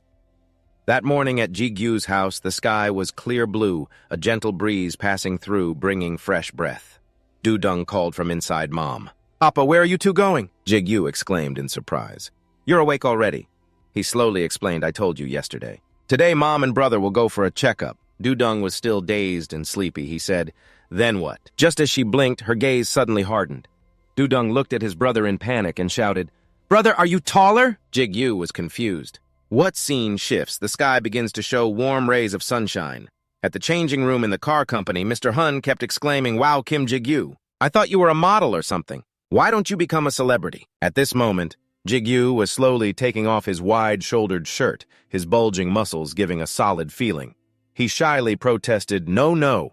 Seo Hun continued to ask how he grew 3 centimeters overnight. He also gained a bunch of muscles. It must be a divine elixir, really good stuff. He whispered, Please give me a bottle. Ji-gyu silently recalled Du-dung's words. I want a bottle too. He smiled wryly. My sister said the same thing. After finishing speaking, Ji-gyu's eyes quickly became deep and serious. He told himself that although it might not seem like a big deal, this was a major change even if he exercised like crazy. But now even his muscles have reached their limit. The system notification appeared, Your limit has been readjusted. Ji-gyu wondered if this was the meaning of the phrase, limit readjustment, teasing Rue. After all, the owner was still a weakling. He hurriedly interrupted, Be quiet. Xiong-hoon announced that he had the test results. Starting with the endurance test results, if this was from 25 years ago, he turned his head and smiled teasingly. Then he would have broken the world record in every Olympic category. Ji-gyu wondered why he'd said 25 years ago. He slowly put on his outer shirt and asked, What about the current standards? He never watches the Olympics anyway. Xiong-hoon nodded. That's right, wow. Then he continued smiling. I'm about level 10. Ji-gyu twitched his lip. Are you trying to pick a fight? Then Xiong-hoon's eyes suddenly lit up strangely. He leaned forward and pointed like someone playing rock, paper, scissors. Ji-gyu, don't be surprised. Ji-gyu put on a confused face. What do you mean? Xiong-hoon whispered. Your magic power and mana control. Speaking of which, he immediately shouted, SSS-Rank, you have the potential of a high-ranking player. However, faced with this exclamation, Ji-gyu was completely speechless. Okay. Seo Hun exclaimed in surprise. You're way too calm. Ji-gyu was confused. But I told you not to be surprised. Seo Hun got angry, waving his arms. Show some surprise. I said high-ranking player. Ji-gyu turned his face and muttered to himself, Anyway, it's old news. Then suddenly from afar came the sound of a door opening. Tae-sik slowly stepped in and asked, Are you done? Ji-gyu nodded and replied, So what about my mother? He loudly announced, Not only is she completely healthy, but she's healthier than an average person. Then Tae-sik suddenly raised his phone, but the truly amazing thing was, even as a normal citizen now, she can use items. Ji-gyu was amazed and shouted, Items! Sweat poured down his forehead, but he still hesitated. Amazing. Tae-sik admitted with interest. Right. Finally, he changed the subject. Well, I'll give you details later. I came to see you about something else. Tae-sik asked seriously, You haven't been hunting these past few days, right? Ji-gyu was confused. Hunting, no, I'm just taking a break for now. His ring-wearing hand pressed tightly against the wall. I'm still absorbing the power of Kalian, so Ao sadly said, I'm sorry, master. Ji-gyu immediately shook his head. No, it's okay. Ao tilted his head and continued, When do you plan to start again? He raised his eyes and muttered, Maybe in a week. Hearing this, Tae-sik propped his chin up. His eyes full of complexity, he finally agreed, Then let's save it for next week. Ji-gyu was confused. Why? Is something wrong? Tae-sik explained, We lost contact with the Rank C Conquest team. He slowly added, We are forming a Rank B team to send out next week. Ji-gyu hesitated. So you mean... He was immediately interrupted. Exactly. The fourth-floor guards haven't been caught yet. This statement made Jigyu gape in surprise. Taesik suddenly stopped. But that's not the important thing. His face gradually darkened. It seemed that Bastard could hunt players to grow stronger. Jigyu was so tense he was sweating profusely. In contrast to that atmosphere, Seong-hoon sat behind, telling himself he also wanted to join the conversation. The Rank B taming teams have at least 30 members. Over 60% are Rank B. This thought flashed through Jigyu's mind. But I'm player Kim Jigyu. My rank after drinking the divine elixir is here. The atmosphere immediately deflated, of course, without rank. A moment later, at the general manager's office, Taesik seriously reminded him to complete the official rank appraisal. Now you don't have to worry about not being able to use equipment anymore. He gently encouraged him. Although your physical attributes might only be rank D, considering your potential, you will easily reach rank B. Jigyu sighed wearily, slumping over the table, then pointed up to explain, but rank B means you have to be above level 100 according to the player and society's high school textbook. The problem is I'm still at the level criterion for ranking. Does Chung Chung's rank make sense? So isn't it too vague if we consider potential as well? Taesik opened his mouth to reply. Maybe we call it potential, but mana quantity and how it's applied directly relate to combat skills. At this point, he gave an example. Look at those mutants. Their levels aren't important, right? Taesik continued his opinion. Chung thinks level actually isn't important. What's important is the stats increasing each time you level up, and nowadays we don't even know other people's levels due to security issues. Giguk raised the question. If you undergo the appraisal, won't you attract attention? Taesik nodded a bit like a bloodthirsty guide. You can't suddenly become rank B without leveling up, so of course you'll stand out. Giguk, frustrated, reminded him not to call that nickname. And you even made up more. At this moment, Taesik bowed deeply, saying you'll inevitably cause some controversy. I can't stop the media from calling you a promising player who might become a high-ranking legend. Don't you like that? Jigyu quickly explained, it's not that I hate becoming famous, but Iron Jew is definitely still watching me, so I don't want to attract attention. This made Taesik pause for a while. I think you're being overly cautious. But I respect your decision, he continued.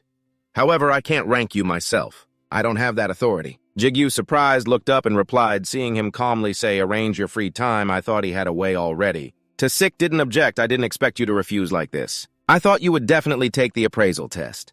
In a world where just having a high rank means being treated completely differently, who would have thought you'd refuse? At this moment, Jigyu sighed tiredly, complaining about a headache. But just then, Taesik suddenly brought out a report, so it's not that there isn't a way. Jigyu looked at the sheet and vaguely asked, what is this? He replied indifferently, a list of guilds participating in this expedition. Taesik suggested that if you temporarily join a guild, you could participate in the expedition. At least I can act as a mediator to introduce you to the guilds. Jigyu felt no hope at all. Who would accept a complete stranger? His eyes glued to the list, and if I leave the guild right after the expedition ends, that would increase the number of people leaving the guild, and as a result, I would damage their reputation. Then, in a moment of distraction, Jigyu suddenly widened his eyes in astonishment. The fifth line seemed to glow Morning Star team with Kim Seong-pil as captain.